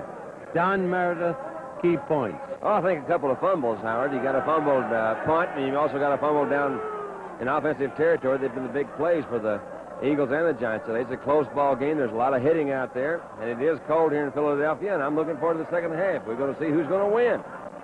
A lot of people thought that the Giant transformation from inefficiency to total efficiency was unreal. Your comment? Well, I think the Giants are doing a fine job. They pulled everything together. They seem to have, again, I hate to use this, but the momentum that is necessary to be a winning ball club. And I know Tarkenton and Files are the guys that are doing it, I think. You're absolutely right. Back to Keith.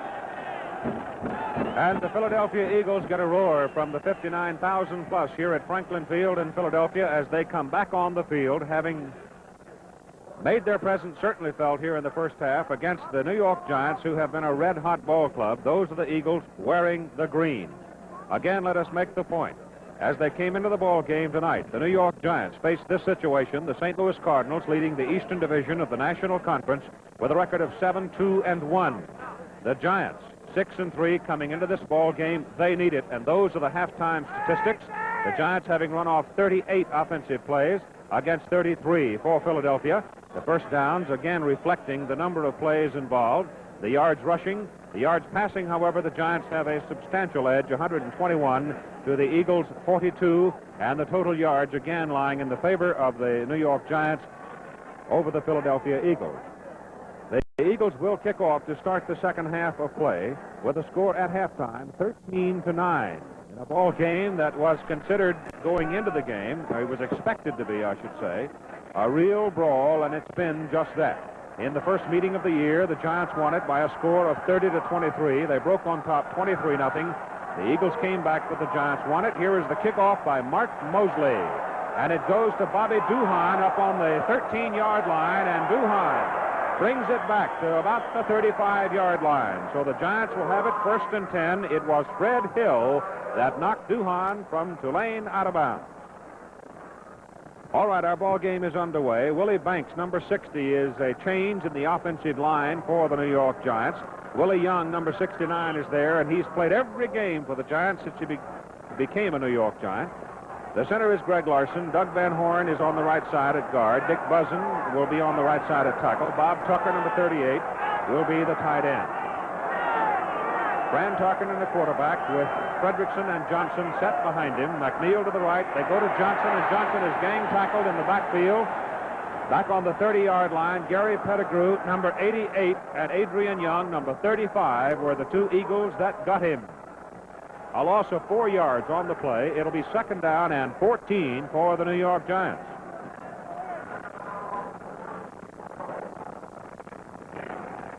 Against the opposition this year, the second quarter has been the toughest quarter for the Philadelphia Eagles. They have given up 92 points, scoring on the 39. The third quarter, the Eagles have an edge, 49-47 over the opposition. So let's see what happens here.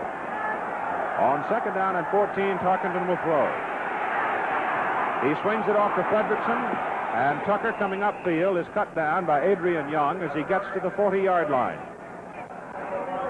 They've got to go just beyond the 44 to get the first down. So it's going to be third down and a very long 4 yards for New York. We are in the third quarter of play. Tucker Fredrickson has caught 5 passes in the game tonight for 71 yards. Ron Johnson in the first half picked up only 13 yards rushing. So when the Philadelphia Eagles said they were going to double team him, they meant exactly what they were saying.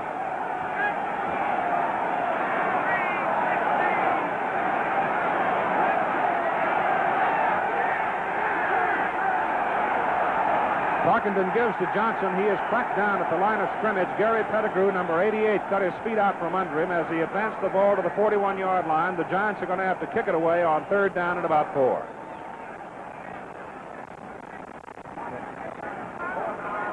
Number 83 coming off the field is Don Holtz, the defensive left tackle who works alongside Gary Pettigrew.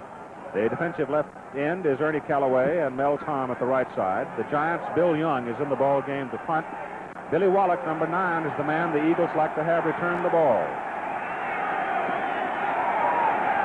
Bill Johnson left puts it. It's a low kick. It is very short. It is bouncing downfield, and it is taken by Ben Hawkins, and Ben almost broke it out of there. He almost slipped out of the huddle and got away with it, but he was tripped up, and it'll be Philadelphia's ball, first and 10 at their own 33. Time is out here at Franklin Field in Philadelphia. The score, as you see, the Giants 13, the Eagles 9.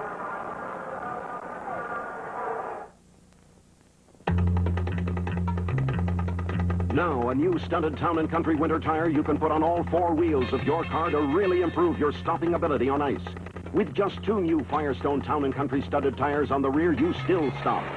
And you've stopped a lot quicker than with just 2 ordinary studded winter tires on the rear.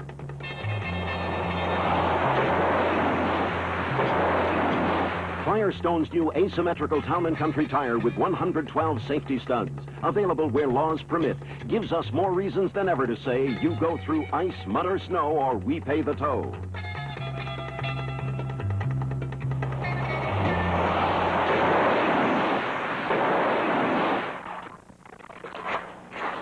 If anybody tells you that ordinary snow tires are as good as Firestone's new asymmetrical Town & Countries, Tell him he's all wet. Look for the new asymmetrical Town & Country winter tire from Firestone, the mileage specialist.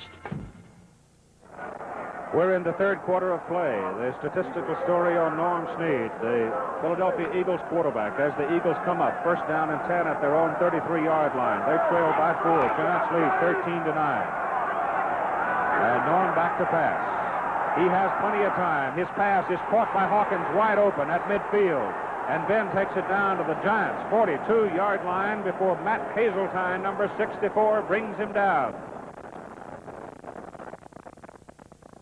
The temperature now well under 30 degrees. The expected low tonight in Philadelphia, down around 20 degrees, and it is heading there in a hurry.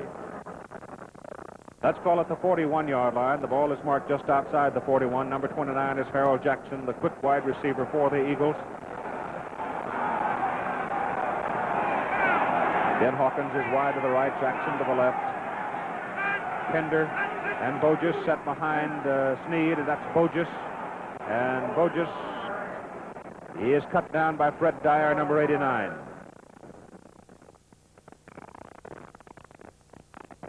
Here's a shot of Freddie Dyer, number 89, as he comes from his defensive right end position. Actually, this play is going up into the middle. You'll see him take an inside move, and he comes across to stop this play for basically no gain. The pursuit, the quickness, and actually the strength and agility of Dyer is going to be a great asset for the Giant defense for many years to come. It'll be second down and 9, Philadelphia, New York 40-yard line. Charlie Harper out of the lineup. Here's the pass over the middle. Hawkins is wide open. Then Hawkins is down to the 13-yard line. First down, Philadelphia. Ralph Peck made the tackle for the Giants. I'll tell you, there's a pretty big hole in that middle, and that's where Hawkins was a while ago when he caught that play. He came in from the inside on kind of a turn-in pattern, and it seems the defensive backs for the Giants are kind of laying back a little bit. Maybe they respect Hawkins' speed a little bit too much, because if you give him that shot in the middle, he can shake them loose in a hurry and can open this thing up. They're in great field position right now. The catch by the 5-year veteran from Arizona State takes the ball down to the New York 13. First down and 10, Philadelphia. Snead gives it to Bogus. And the big kid from Louisville is down to the 10-yard line before Jim Kanicki, number 73, puts him away. People have asked me, Keith, many times, why is it, and this is when I played for the Cowboys, why is it you guys look so good between the 20s? And I guess I'll maybe in my own defense, but in defense of all offensive teams, when you get inside the 20, you don't have nearly as much room to work against. And, you know, you've got an end zone boundary to work against, and you can't do nearly as many things as you can out in the middle of the field. So this is some tough yardage down here. Jackson is wide to the left side. Norm Snead at the 10-yard line on second down and 7. Gives it to Cyril Pender. And Pender is grabbed by number 75, Jerry Shea, as he tries to slide away. He worked his way down close to the 7.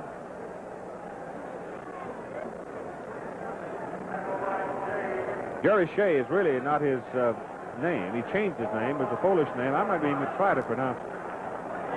But he changed his name legally to Jerry Shea, and I'm sure glad he did. I'm sure glad you didn't ask me to try to pronounce it.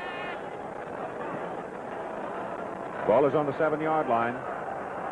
It is third down and 4. At the Giants 7. Giants are leading 13-9. There goes Bogus. Oh, look at him power it. He's down to about the 2-yard line. It'll be first and goal to go for Philadelphia at the Giant 2. All right, now this Bogus we were talking about earlier. Now, he's got the good speed. He's got the good size. This is a power play off the right side of the line. You just follow it on your camera there. Now, actually, this is just great power running, zone blocking by his line. Bob Lertzema and Tom Longo, number 44 for the Giants, are the ones that finally made the stop on him. Power running to the right side of the offensive line for the Philadelphia Eagles. First down and goal to go. The annual brawl between the Giants and the Eagles at Franklin Field in Philadelphia. It's about 26 degrees. First and goal to go from the 2. Bogus. He doesn't get much. That was the same play they tried the play before. And The Giants are no dummies. They were looking for it. Scott Eaton came up in there and made a good play, number 20. Joe Green, number 33, was also in on that play. Very little gain on the play. The ball is still about the 2-yard line. As Coach Jerry Williams pacing the sideline. Good reason for him wearing that hat tonight, I'll tell you right now. He hadn't got much hair left up there. Second down and goal to go from the 2. Burgess. Oh, did he get ripped by Files?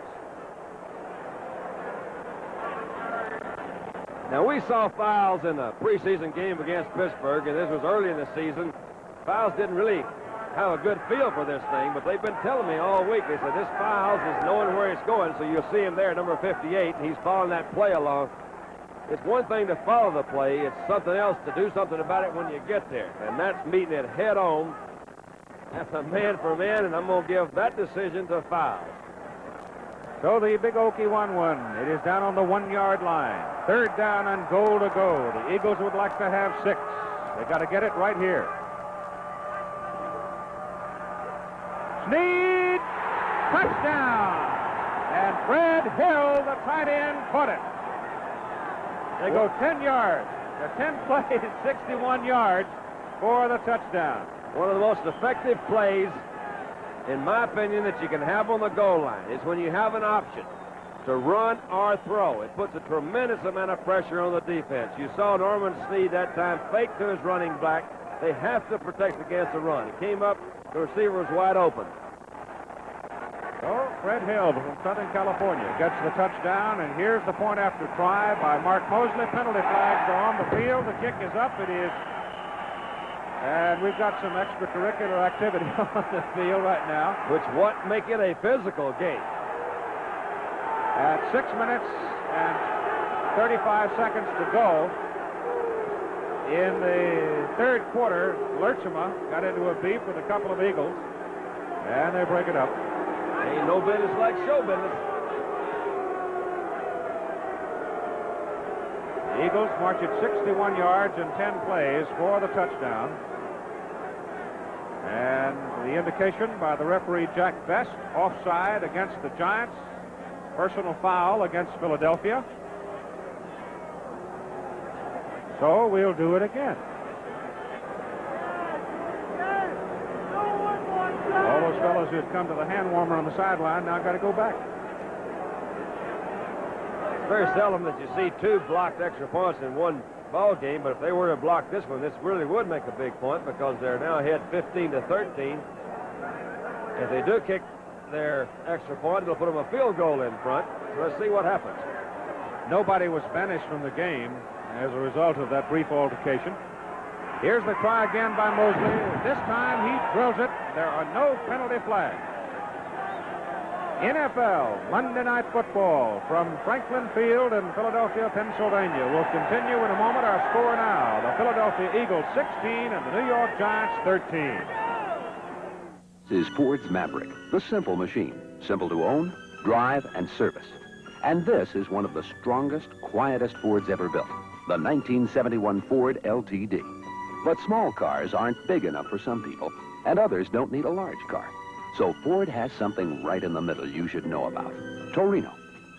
If you like small car prices and the sportier way small cars handle, but you don't want to give up the smoother ride of a big car or room for 6, remember, Ford's got something right in the middle.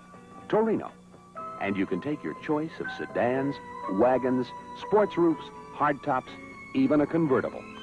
When you want some of the things from a small car and some of the things from a big car, you want something right in the middle. Torino. All 14 models are available at your Ford dealers now.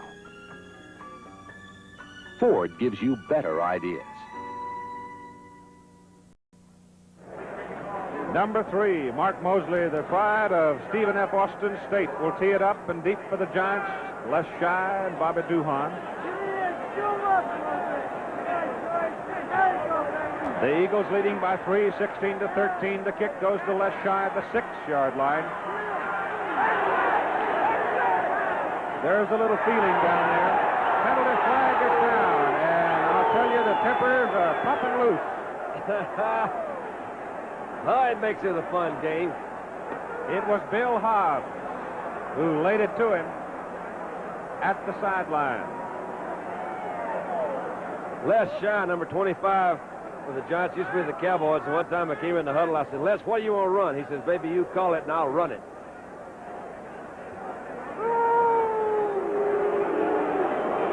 Here's a shot of the touchdown that we saw a while ago. You saw Norman Snead fake into the middle of the line. Actually, he gets tripped up a little bit there by, I don't know, one of his offensive linemen. But you also saw Hill, Fred Hill, number 86, wide open behind Scott Eaton. Now, you can't really fault Scott that much because he's also got to protect for the outside run. The personal foul penalty goes against the Philadelphia Eagles. The Giants have the ball at their own 39-yard line. First down. Ron Johnson. And Ron gets it up to the 44-yard line before he is drilled back by Tim Rosevich. The Giants, trailing by 3, have to win it because if they lose it, they'll drop behind the St. Louis Cardinals. The Cardinals with a tie yesterday. A victory by the Giants tonight could pull them within a half game or keep them within a half game. So it is a must-win posture for the New York Giants. The Giants facing a rough schedule ahead. Ron Johnson's picked up only 14 yards tonight in 12 carries. Here he goes. He had a little daylight this time before Adrian Young runs him down as he reaches Philadelphia country at the 49-yard line. You'll see Ron Johnson coming out of the I formation, the stack in the backfield. Number 24 is Tucker Frederickson as he throws a block on the defensive tackle. Johnson cuts in behind that block on the end, comes to the outside. Rosevich, number 82, misses him slightly there. He comes back across. You got Adrian Young, number 35, as he comes back across. Number 99, Mel Tom, put the finishing touches on him. Sweet play off the eye. 5 minutes and 10 seconds to go, third quarter. Eagles 16, Giants 13. First down, New York. Philadelphia 49. Tarkenton dumps it, intended for Frederickson. Incomplete, too short. And it's perhaps a good thing for the preservation of Tucker Frederickson because there were 5 green shirts waiting for it. And Gary Pettigrew, number 88, was the man that led that charge in there. And this is a difficult pass for a quarterback to throw. As he rolls to his left, you can't really get your body in the proper position to follow through. Of course, it was a very sharp pass that he was throwing there, but he did get great pressure from the middle of the Eagle line, and Francis just couldn't quite get that one off in time. As Alex Webster, the coach of the Giants, wrapped up to his ears. It's that kind of a night in Philadelphia. Second down and 10. Tarkenton's pass. It is thrown to Bob Tucker, the second catch of the night for Tucker. Ron Porter, number 50 from Idaho, right there to get him. The advance of the ball is down to about the 43-yard line. They mark it on the 43. It's going to be third down and 4 yards to go for the New York Giants at the Philadelphia 43. How about this for some entertainment?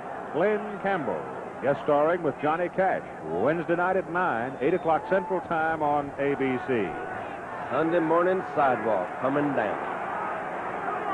I'll get your guitar just a minute. Yes, sir. Third quarter of play, the Eagles leading by 3. Tarkenton wants to throw it over the middle. He's got Tucker. And Bob, who has been a tremendous performer by the New York Giants, is drilled out of bounds down inside the 25-yard line. It's a New York first down. The Giants now have 12, the Eagles 10. And as Tarkenton says, anybody from Bloomsburg State can't be all that bad. Bob Tucker.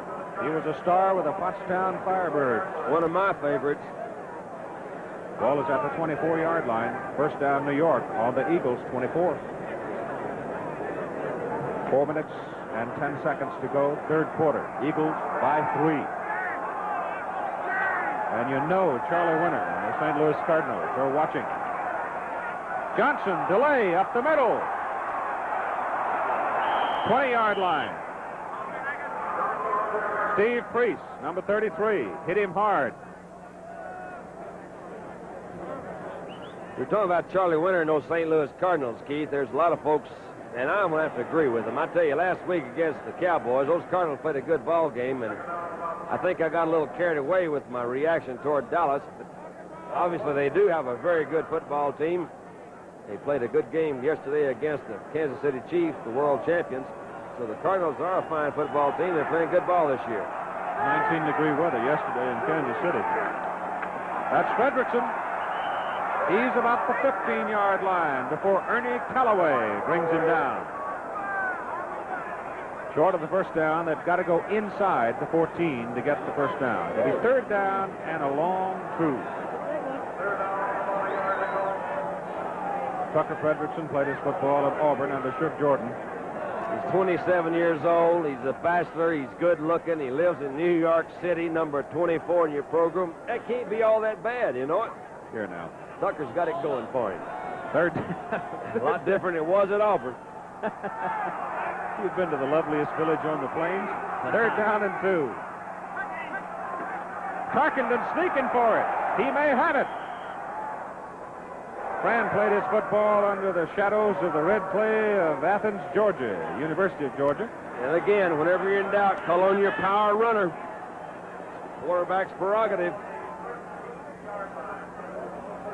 First down, New York, Philadelphia, 13-yard line. Giants have 10 situations on third down, and they were able to get off the hook 4 times. Tarkenton rolling.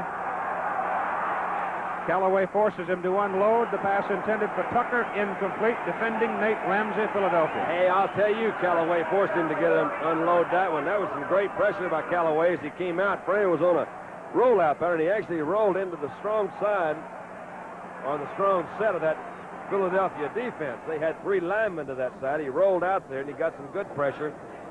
I imagine Fran was just happy to get rid of that one. 2 minutes, 5 seconds to play, third quarter. Eagles are leading the Giants by a score of 16-10. You don't think MacArthur Lane, Ernie McMillan, and the rest of the Cardinals are watching this one?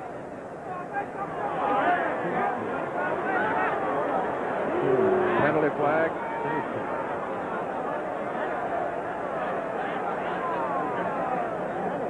Referee Jack Best.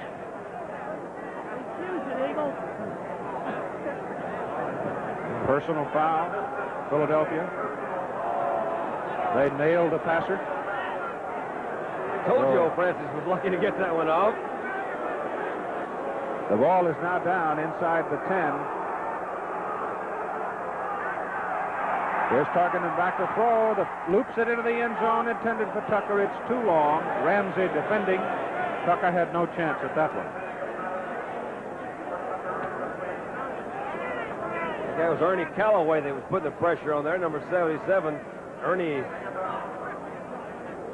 according to the Eagle players, has really been a fellow that's developed very well for them this year. They have a lot of pride in their defense. They rank about 6th or 7th in the total defensive rankings of the National Football League this year. They feel like that they actually should have won more games than they have. They're trying to develop a new style, a new image for the Philadelphia Eagles. And they're going to start with their defense. Ernie's a 2-year man from Texas Southern. All balls on a 7-yard line. Here goes Ron Johnson, and Callaway just missed him. Johnson is finally belted out of bounds, and Rosevich was over there. Well, Callaway almost nailed him back on about the 13. All right, you look and see, here's an I formation that's not set behind the center. It's actually set behind the tackle.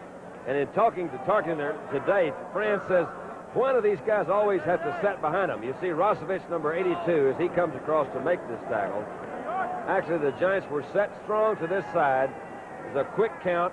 They pitched the ball out to Johnson, and Rosevich made the tackle right before he crossed the goal line. It's on the 1-yard line, third down and goal to go. Penalty flags are down. The Giants have put it in the end zone. Let's wait for the officials and the penalty. It's against Philadelphia. It is declined by New York. The Giants go 60 yards in 9 plays and put a touchdown on the board. We have 1 minute and 48 seconds to play in the third quarter, and the Giants regain the lead. I don't know whether the viewers could have seen that. I hope they did notice it, but that play that right before that, when in the I formation, the backs were not lined up behind the center. They were lined up behind the guard, which gave them a couple of steps advantage to go around right in. 19-16, Gogolek trying for point number 20 for the New York Giants. It is up. and it is good. And time is out here at Franklin Field in Philadelphia. The New York Giants regain the lead. We'll be back for their kickoff as they lead the Philadelphia Eagles by a score of 20-16. Razor blade shimmy. You can't see it happen on your face, so I'll show you what it's like on this bar of soap. Double-edged blade shimmy because the razor doesn't hold them very firmly. Band razors don't make shaving any smoother. They have a shimmy all their own. Fortunately, there's the Schick injector system with a razor that locks the blade in this tight. That controls the shimmy, so you shave your whiskers much smoother, more evenly. The Schick injector system. Try it.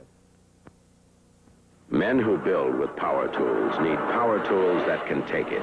Black & Decker power tools, grinders for steel, hammers for big jobs in concrete, screwdrivers that fasten fast. Black & Decker power tools, built to stay on the job long after the shine wears off. The New York Giants have just driven 60 yards to take the lead. We have 1 minute and 48 seconds to play in the third quarter. The Giants leading by 4 over the Philadelphia Eagles, 20-16. The Giants will kick it away. Pete Gogolak, number 3, will tee it up.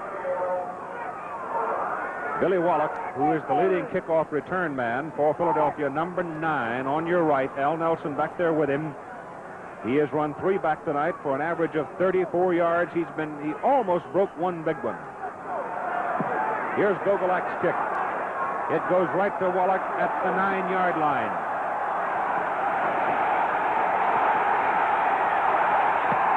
Ernie Coy slowed him down. The white shirts get him at the New York 46-yard line. Hey, let's watch it again. Here's old Wallach. I think I'd try to kick to somebody else. He takes this kick. And again, he just tries to follow his block, and he moves to his left side. They have a left return on. I think John Baker's the man that actually finally makes the tackle, number 72 for the Giants, but you can see him following his blocking very well there. And they come in actually as a host of the Giants that get him. That's a pretty good return. 45 yards, that's what it is. Ain't bad. Norm Snead quarterbacking the Philadelphia Eagles at the Giant 46, first down. Snead has it. He gets it away. Kanicki on the pressure. Ben Hawkins at the 24. And Ben takes it. Oh, he fumbles. The Eagles have the football. Wow. We got Hawkins coming back here. I hope we can pick up this whole play for you. Hawkins, number 18, as he comes out of the backfield. He's just running an out pattern.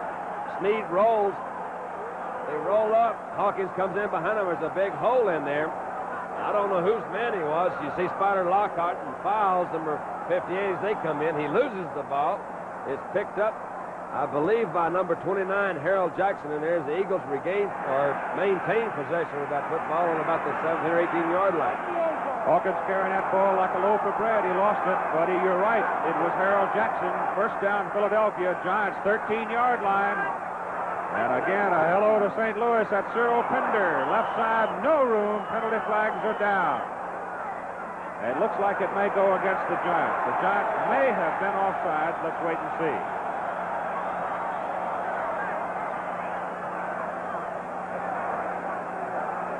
Things kind of going back and forth, hasn't it, Keith? There's going from up one side down to the other. The Giants are now got the pressure on them. They've got to hold them back. They're 4 points out in the lead.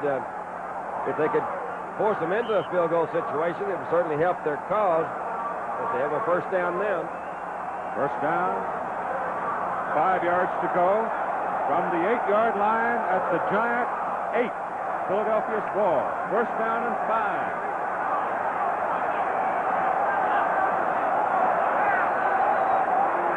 Giants have 8 men up on the line.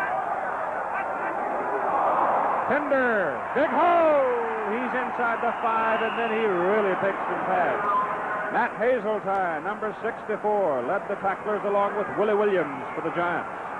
I was right along with you, Keith. I thought there was a big hole over the left side of the line, but Hazeltine did a fine job of coming back in and closing up what appeared to be a big hole. They picked up a couple of yards, or 2 or 3 yards, and we changed the quarter. That's the end of the third quarter. Our score after 3 at Franklin Field in Philadelphia. The Giants 20, the Eagles 16. Pearl Bailey visits the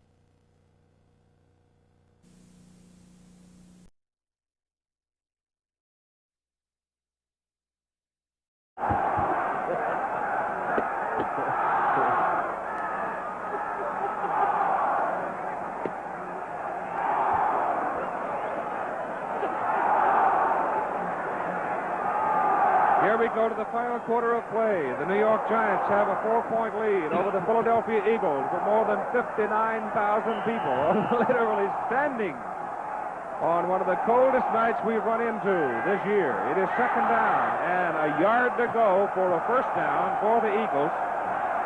The ball is just inside the 4-yard line, and that country belongs to the New York Giants. Let's see what happens. Second down.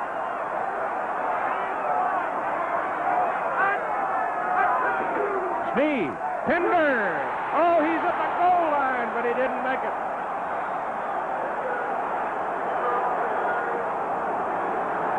Joe Green, number 33, gets all the credit for stopping him just short of the goal line. But it's going to be first down and goal to go, Philadelphia. The ball is no more than 10 inches away from the goal line, and there's the crowd. I said at the outset of the program that the Philadelphia Eagles, while they have been losing, this ball club has never lost its enthusiasm, and they knew more than anybody they had nothing to lose in this game. Sneed, penalty flag. Sneed did not score. Offside, Giants.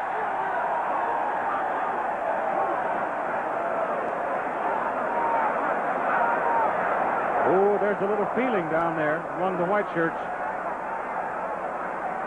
Mr. Toews, the owner of the Philadelphia Eagles, pointed out Saturday night, he says, you know, this is the one thing I'm very proud of, Keith, to comment on what you said. He says, we have never lost interest, and he is very proud of his head coach. And he's also very proud of Jerry Williams, the head coach. He's also very proud of his players. He said, we've hung in here, we've had a hard season, but we've got a good ball club, and we're going to get it going. You know, it's a credit to Jerry. He never once said anything bad about his ball club. He just did everything he could to keep them up, and they have stayed up. Sneed, penalty flags again. He is in the end zone, but the penalty flags are down. It's against the Giants. It is a touchdown, Philadelphia. Somebody must have been lining up offside. Well, these ball games have historically been a neighborhood brawl, and that's exactly what we have tonight. As that power runner of the Philadelphia Eagles, number 16, Norm Sneed. Well, they say he's slow. They say he's slow to get back. He's slow to release. He's been around too long. Well, you judge for yourself. George Blender's still my hero. 4 plays, 46 yards for the touchdown. Here's Mark Mosley. It's good. NFL Monday Night Football from Franklin Field in Philadelphia, Pennsylvania. And the score in the fourth quarter is now the Philadelphia Eagles 23, the New York Giants 20. Like to look racy? Put some romance in your life? And save money too? Hit the jackpot. Make yourself a Maverick Grabber, the sporty economy Maverick with hood scoops, optional buckets, and sporty looks. You'll save a lot of money. This year, let all the other sports go for broke. Make yourself a Maverick Grabber. Now, another better idea from Ford. To build a car as quiet as the 71 Ford LTD, you've got to build it strong. We put strong steel guardrails behind the doors. How strong? We're going to lift the entire car by the guardrails alone. Steel guardrails, strong and durable like the rest of the car. Take a quiet break in the 71 LTD or the new Galaxy. Ford gives you better ideas. There are the deep men for the New York Giants, Ty and Duhan. We are in the fourth quarter. The Eagles kick off. Mosley high, very high, shy. At the 16, he's got a world of room on the sideline. But Tim Rosevich, who has been a super football player defensively tonight, makes the tackle.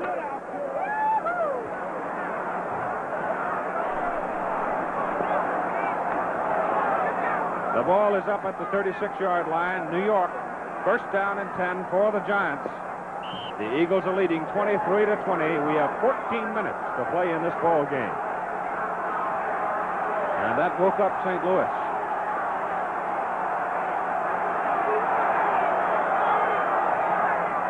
Fran Tarkenton with Fredrickson and Johnson behind him gives to Johnson. Ron Johnson comes to the 40-yard line. A fumble, and the Eagles recover the ball. Well, that's going to hurt them. The man on the ball is Don Brum, number 80. All right, we'll take a look at this fumble. Watch Ron Johnson, number 30, as he comes out of the backfield. And he was hit pretty good in there. Tim Rosevich, 82, was the fellow that hit him. Brum was the guy that fell on it. A good break for the Eagles. First down and 10 at the New York 42-yard line. Snead gives to Pender. And Pender drills his way to about the 38-yard line before he is hurled back by Kanicki and Lertzema. The thing about this Philadelphia crowd, you don't have to worry about them making a reaction. They will make a reaction.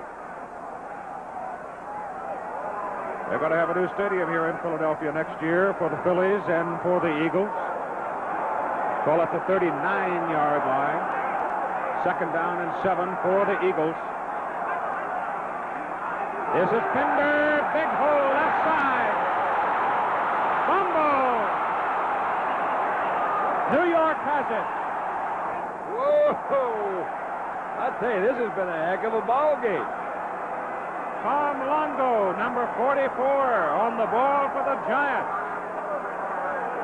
And that was a huge hole that was opened up for Pender to run in. I don't know what. Well, of course, we pointed out that it's cold, and I'm sure that has a lot to do with it, but these guys are sure bouncing that ball around down there tonight. Cold. I'm teetering on the veritable edge of death. It's 25 degrees. It is New York's ball, first and 10 at the 23-yard line, and Tarkenton sets to pull the trigger for the Giants. Fran will throw. He looks at McNeil. He throws for Clifton. It is incomplete. Al Nelson, a fine defensive job. He was beaten. He came back to spoil the play. Actually, that ball was a little bit, thrown a little bit behind McNeil on that last play. This was the rollout that we talked about earlier, and Fran took the ball and rolled to his right. He had McNeil, didn't have much sideline to work with, but actually threw it a little bit behind him. Oh, Jerry Williams there is saying, boy, I'm glad he threw it a little bit behind him. Fran now 12 for 24, 157 yards. 12 minutes. 18 seconds to play in the game. The Eagles leading 23-20. Tarkenton. Mel Tom missed him. Pettigrew makes him unloaded. He gets rid of it to Don Herman, and Herman is immediately belted out of bounds. And there is, I think, a loss on the play. Fran looks like he's a little hot after the play. Herman, number 85, was the safety valve on it.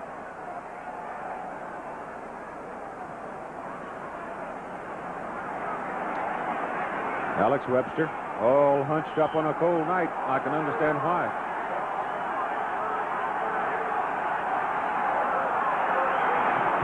The ball is just inside the 20, call it the 19-yard line. The Giants have been on a third down hook 11 times tonight. They have scrambled off of it 4 times. Third down and 13. Tarkenton looking, throws. Caught by McNeil. And Clifton is plowed under up around the 33. I think they made their first down. You'll see Clifton McNeil again come in on a turn-in route. I'd like to point out here, I think Tarkenton did a great job. He stayed in the pocket and put that one right in the hole there. He had Steve Priest, actually, was the guy that made the final tackle on McNeil, number 33. Clifton leaves the game. He's hurt on the sidelines. How bad, we don't know. The ball is up near the, we'll call it the 34-yard line. First down, Giants. Tarkenton back. He loops one for Johnson. Ron drops it. Oh, my. Well, I got to say this in behalf of Ron Johnson. Ron Porter did a fine job, the linebacker, dropping back with him. Well, Porter was only man-to-man. You see Johnson coming out of the backfield. Actually, they had a middle linebacker blitz. Rosovich came in on Tarkenton, and he didn't have much time to throw that when he looped it up. I'm sure the ball was possibly, I guess his view was obstructed there, but he just dropped it. Ray Jones, number 21, was the man that was back in there, too, along with Porter. Porter's the linebacker that always lines up on the strong side, or the side that the tight end, X-end, lines up to, and they leave Adrian Young on the weak side. 11:20 to play in the ball game. The Eagles are leading 23-20. Tarkenton's pass. McNeil, incomplete. Hit his arms right on the letters, out of bounds, and incomplete. And you got to catch those, man. That's the kind you got to have for that first down play. And I'm sure the folks at Minucci's, a real giant stronghold in New York, had a bunch of moans and groans on that one because they needed that for a first down. There's Denny Crane of the Giants. Well, it's a go-go situation for the Giants. 11:15 to play in the ball game. They're down by 3. It is third down and 10. New York from their own 34-yard line. Herman wide to the right. McNeil to the left. That's Fredrickson. Porter got him. Just short of the first down. Porter at the 42-yard line brings Tucker Fredrickson down. The Giants will come up on a 4th down and 2. That's a gutsy call by Tarkenton that came up about 2 yards short. You got 10 yards to go. You really don't look for a draw play. Only occasionally you look for the man to go to the air, but he did call it his draw, and it was open for 8 yards, and unfortunately he needed 10. There's McNeil walking around, so apparently we'll see Cliff the next time the Giants get the ball. Bill Johnson will punt. Billy Wallach is deep for Philadelphia. Johnson under some pressure, unloads a pretty good kick. It takes a big bounce. Wallach fields it, fumbles it. And Philadelphia has it as Wallach's fumble rolled out of bounds. But there's not much to talk about on field position. It'll be back at about the 14-yard line. Timeout, Franklin Field here in Philadelphia. Our score, the Philadelphia Eagles 23, the New York Giants 20. Now from Firestone, a new studded asymmetrical town and country winter tire you can put on all 4 wheels to really improve your stopping ability on ice. With just 2 asymmetrical town and country studded tires on the rear, you still stop. And you've stopped a lot quicker than you can with just 2 ordinary studded winter tires on the rear. Look for the new asymmetrical winter tire at your Firestone store or participating dealer, the mileage specialist. One Schick Super Chromium blade just shaved these 17 international airline pilots. Captain Uttridge, did you shave this morning with a Schick Super Chromium blade? Yes, I did. Captain Landon? I had shaved number 17, and it was very comfortable and remarkably smooth. Could the blade in your razor deliver 17 comfortable shaves? Schick Chronochrome, the Super Chromium blade. Comfortable? You've got to feel it to believe it.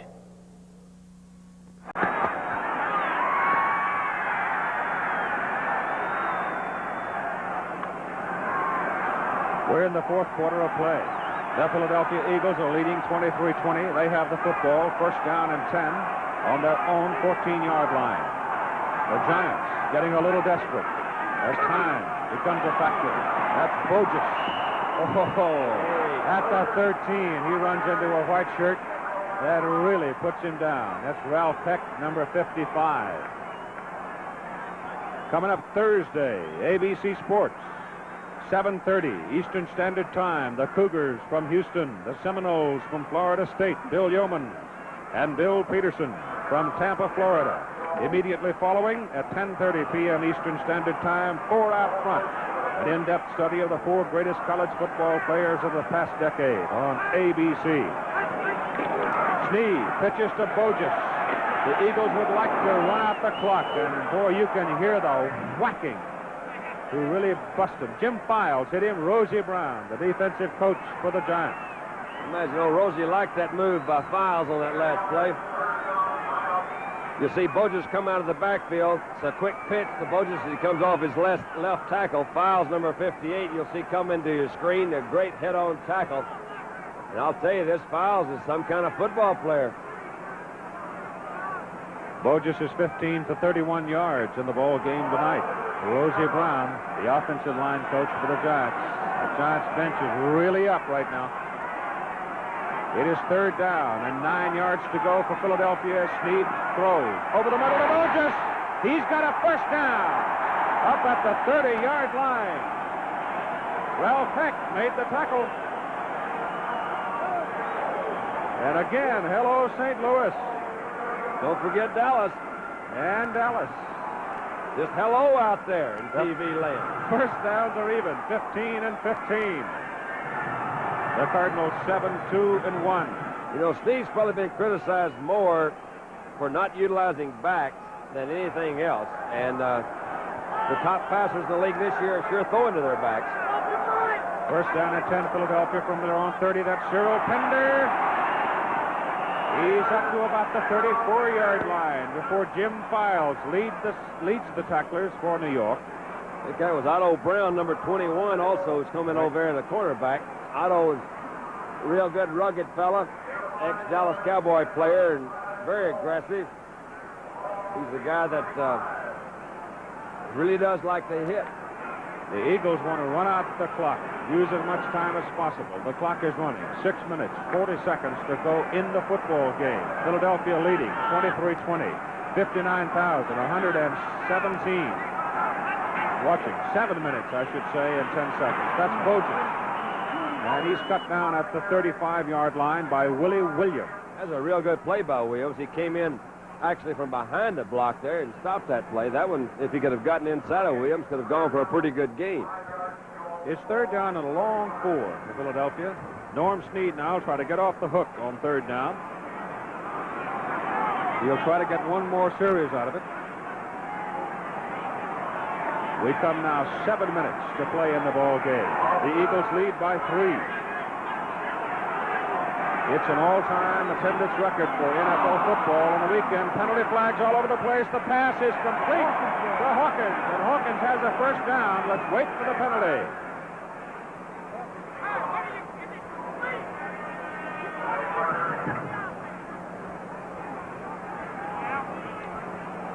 Oh, Hawkins. The indication is against Philadelphia. Let's hold everything and wait to verify it.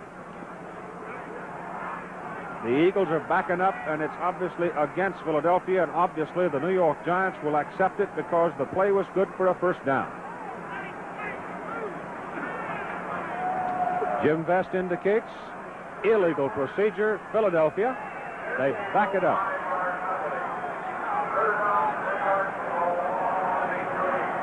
Here it is, actually, it's Hawkins, and it's illegal procedure.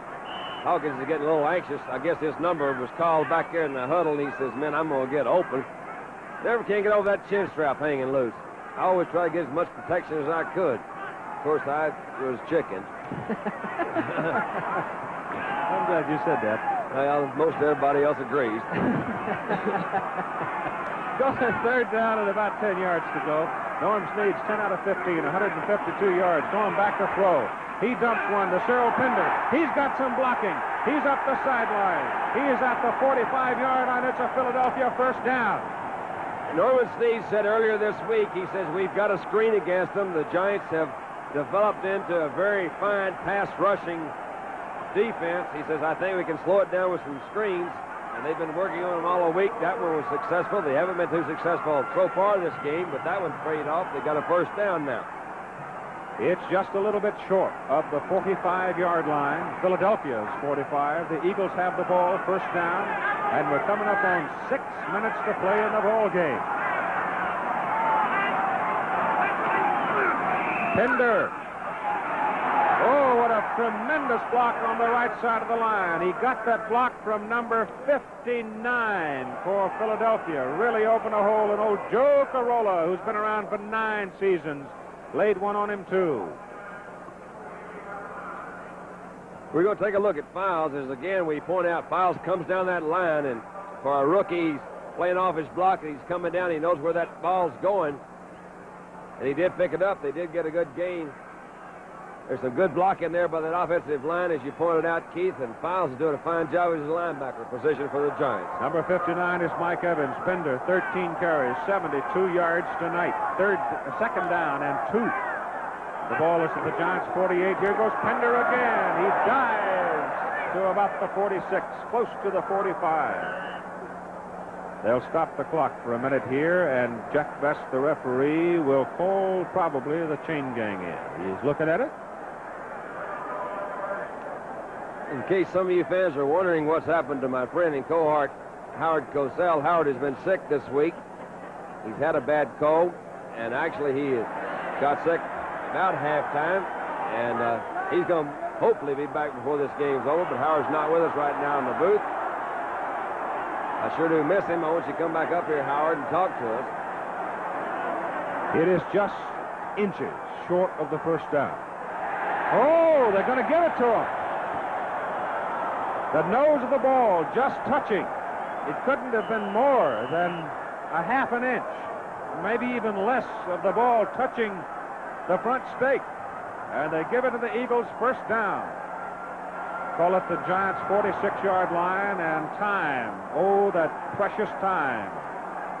Time waits for no one. 4 minutes and endlessly. 4 minutes and 50 seconds. The Eagles have 17 first down. Pender. Big night for the big kid from Illinois. He is at the 40. And Bob Lurchema drops him for the Giants.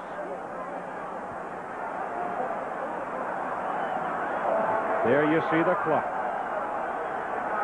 Oh, how the Giants would like to freeze it. Eagles have 23 points. The Giants have 20. It's important to remember that block kick. Otherwise, it'd be 24-20. Oh, how sweet that extra point might be. Second down and 5. Philadelphia at the New York 35. Pender. When you got a hot hand, you play it all the way, and Pender is hot. He is down to about the 36-yard line. He did some high stepping through that middle of the line. He didn't really get that good at blocking, but old Pender kind of just felt his way along there and did some high stepping. He came on in. That again is going to be very close to that first down. They may have picked it up. A little short.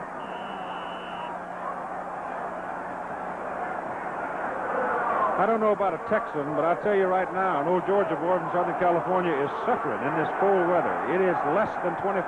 Jerry Williams, who comes from the great Pacific Northwest, he doesn't bother him a bit, especially when his ball club is leading.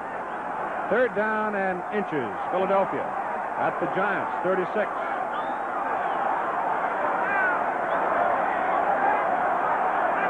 Norm Snead gives it to Pender. He's got a first down.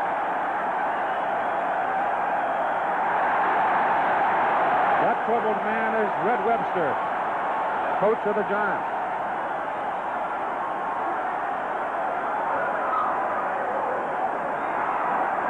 The man who made the tackle on that last play is Fred Dreyer, the big second-year man from San Diego State. San Diego State was beaten a couple of nights ago by Long Beach State. They say the reason is because Fred Dreyer wasn't still with them.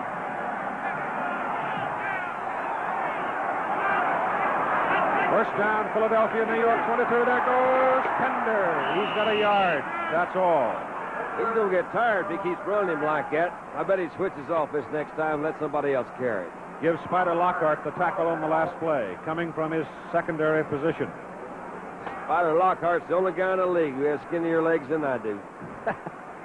You say that every week. I always notice these guys that got skinny legs, I'll guarantee you. Must be a lot of skinny legs in the You league. don't know how embarrassing it was on picture day to have to go out there with those athletes. I hate to run with those athletes on picture day. It's too bad I retired. My eligibility was gone before you came. You got skinny legs? Yes. Ah, beautiful. Second down and 9. Whistle stops it. Timeout. 2 minutes. 2 minutes to go in the ball game. Timeout at Franklin Field, Philadelphia. Our score: the Eagles 23, the Giants 20.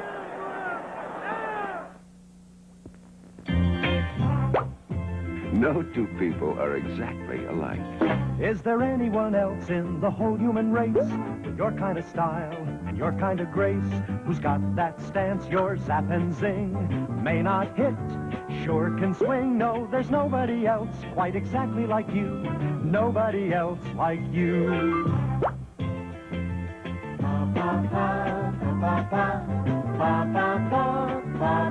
No, there's nobody else exactly like you. Nobody else like you. Our business is you. We're a life insurance company, the Equitable. And the Equitable agent never forgets that no two people are exactly alike. All his training, all his thinking are shaped around you and your needs. To the Equitable agent, there's nobody else like you. Nobody else like you. We have 1 minute and 58 seconds to play in this game. The Philadelphia Eagles have 23. The New York Giants have 20. The Eagles have the ball. Second down and 9.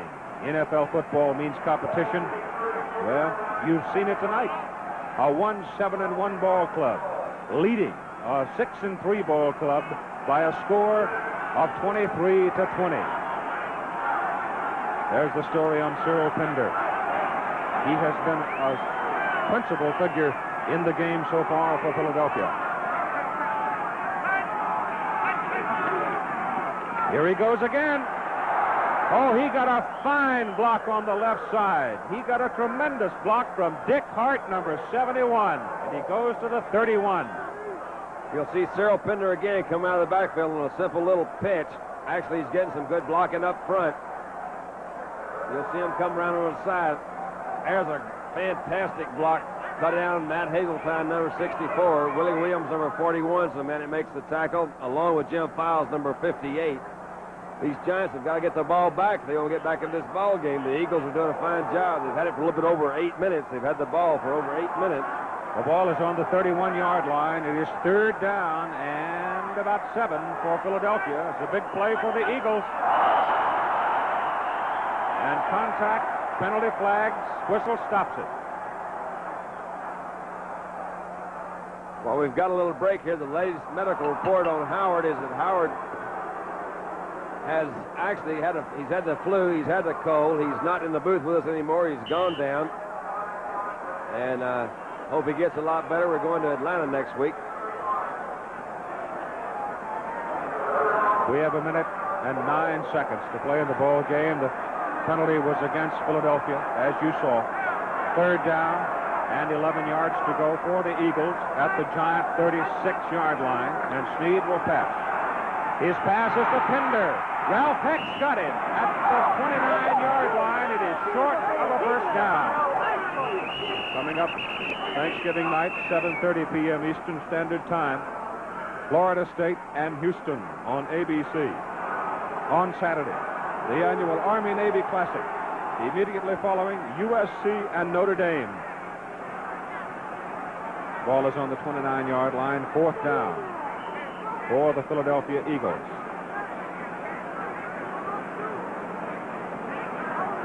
According to the clock, and it should be official, we have 58 seconds to play in the game. The Eagles, 23. The Giants, 20. Timeout right here, Franklin Field, Philadelphia. Our score, you see. Eagles, 23. Giants, 20. While most of you like the taste of Benson & Hedges 100s, some of you really appreciate the 3, 4, maybe even 5 moments more they give you.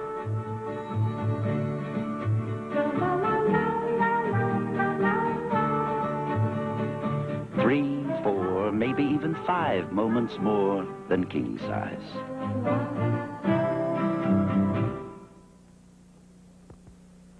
There's one beer that stands out, among the hundreds of beers that look alike in their brown and green bottles. That's Miller High Life in its clear, clean bottle. Because Miller makes it right, every glass of Miller High Life is always refreshing, satisfying, and really deep down good. Ask the man for Miller.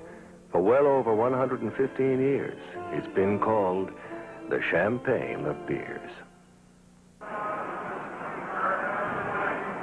58 seconds to play in the ball game. 4th down and 4 for Philadelphia. Mark Mosley will tee it up and try for the field goal from the 36-yard line.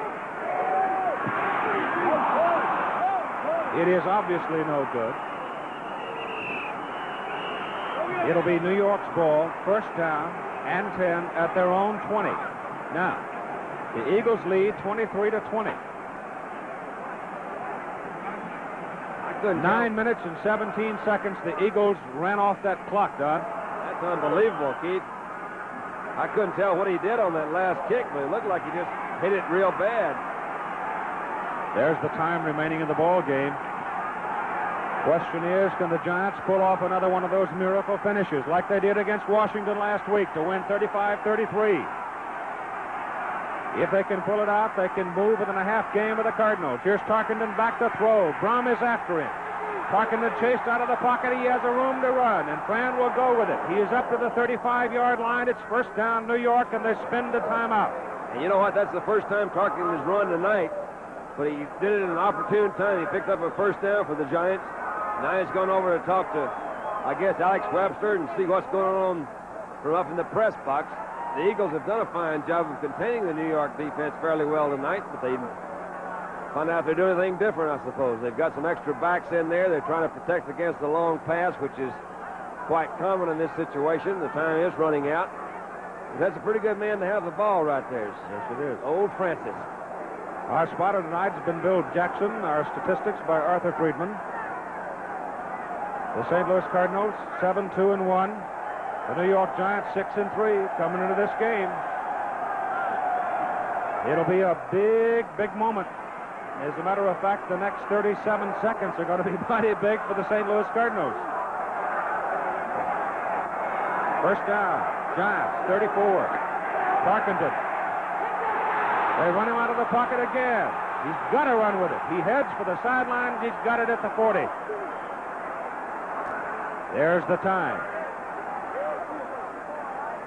You never really think about time until you get down to this point of a ball game, but 35 seconds, it seems so small when you're behind by 3. But like remember, Pete Gogolak, he can hit it from outside.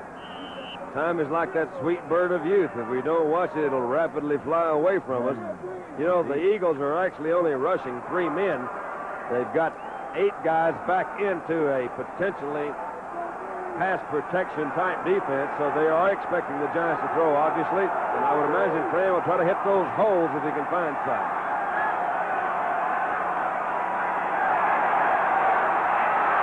He's going for McNeil. Cook's got it. Out of bounds. Incomplete. No good.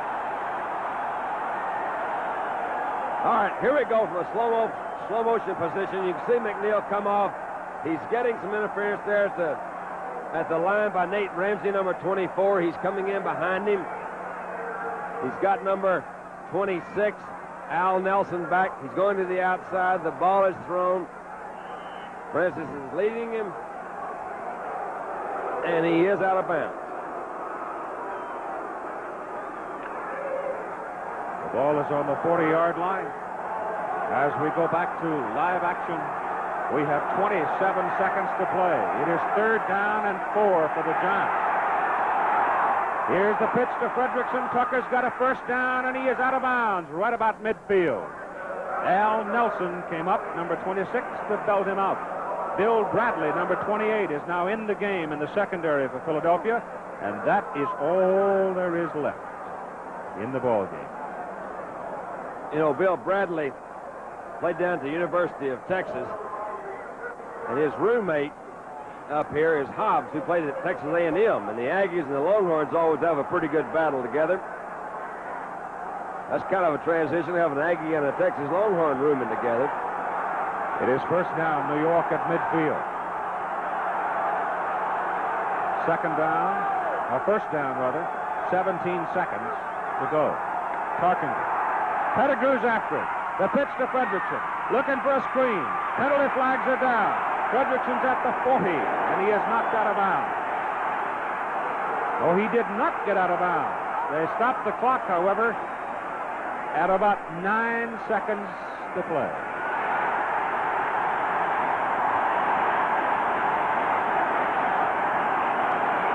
I tell you, the roar of the crowd, I think, tells you what the story is on this moment, what brought the penalty flag. The Giants, as we have it, have one timeout left. Now, that may or may not be correct, but it may be very academic, depending on this penalty.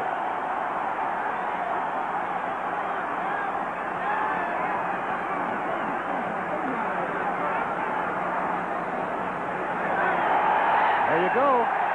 15 big ones.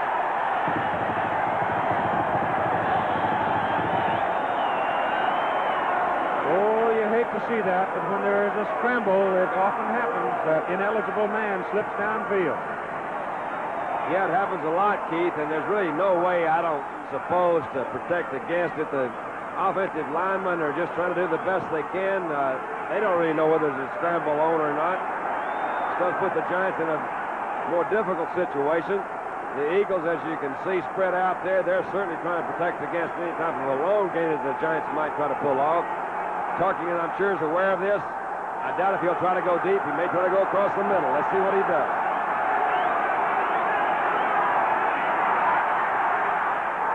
He's going to run it. Adrian Young is after it. He pitches the ball back. It is fumbled. Wow. What are you going to do? It is recovered by Philadelphia. The ball game is over. The Eagles have upset the Giants. And we've got some fisticuffs going on. Well, it's been that kind of a night as the fans come flooding onto the field here at Franklin Field in Philadelphia, Pennsylvania. The final score, the Philadelphia Eagles 23, the New York Giants 20. We will be back in a minute.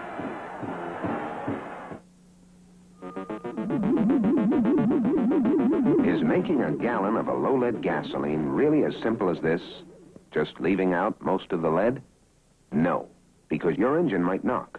So we're going to add to the natural high-octane ingredients. Now, 9 out of 10 drivers can use it without harmful engine knock. But a clean air gasoline should do more. So we add a double measure of detergent. That reduces exhaust emissions caused by dirty engines, and it does something else. It improves mileage. Now you have a low-lead gasoline, plus a high-octane gasoline, plus a cleaner engine gasoline, plus a better mileage gasoline. SO Big Plus, priced below most major premiums. The lowest lead, highest octane gasoline for the money. Big Plus. It's not only what we took out, it's what we put in.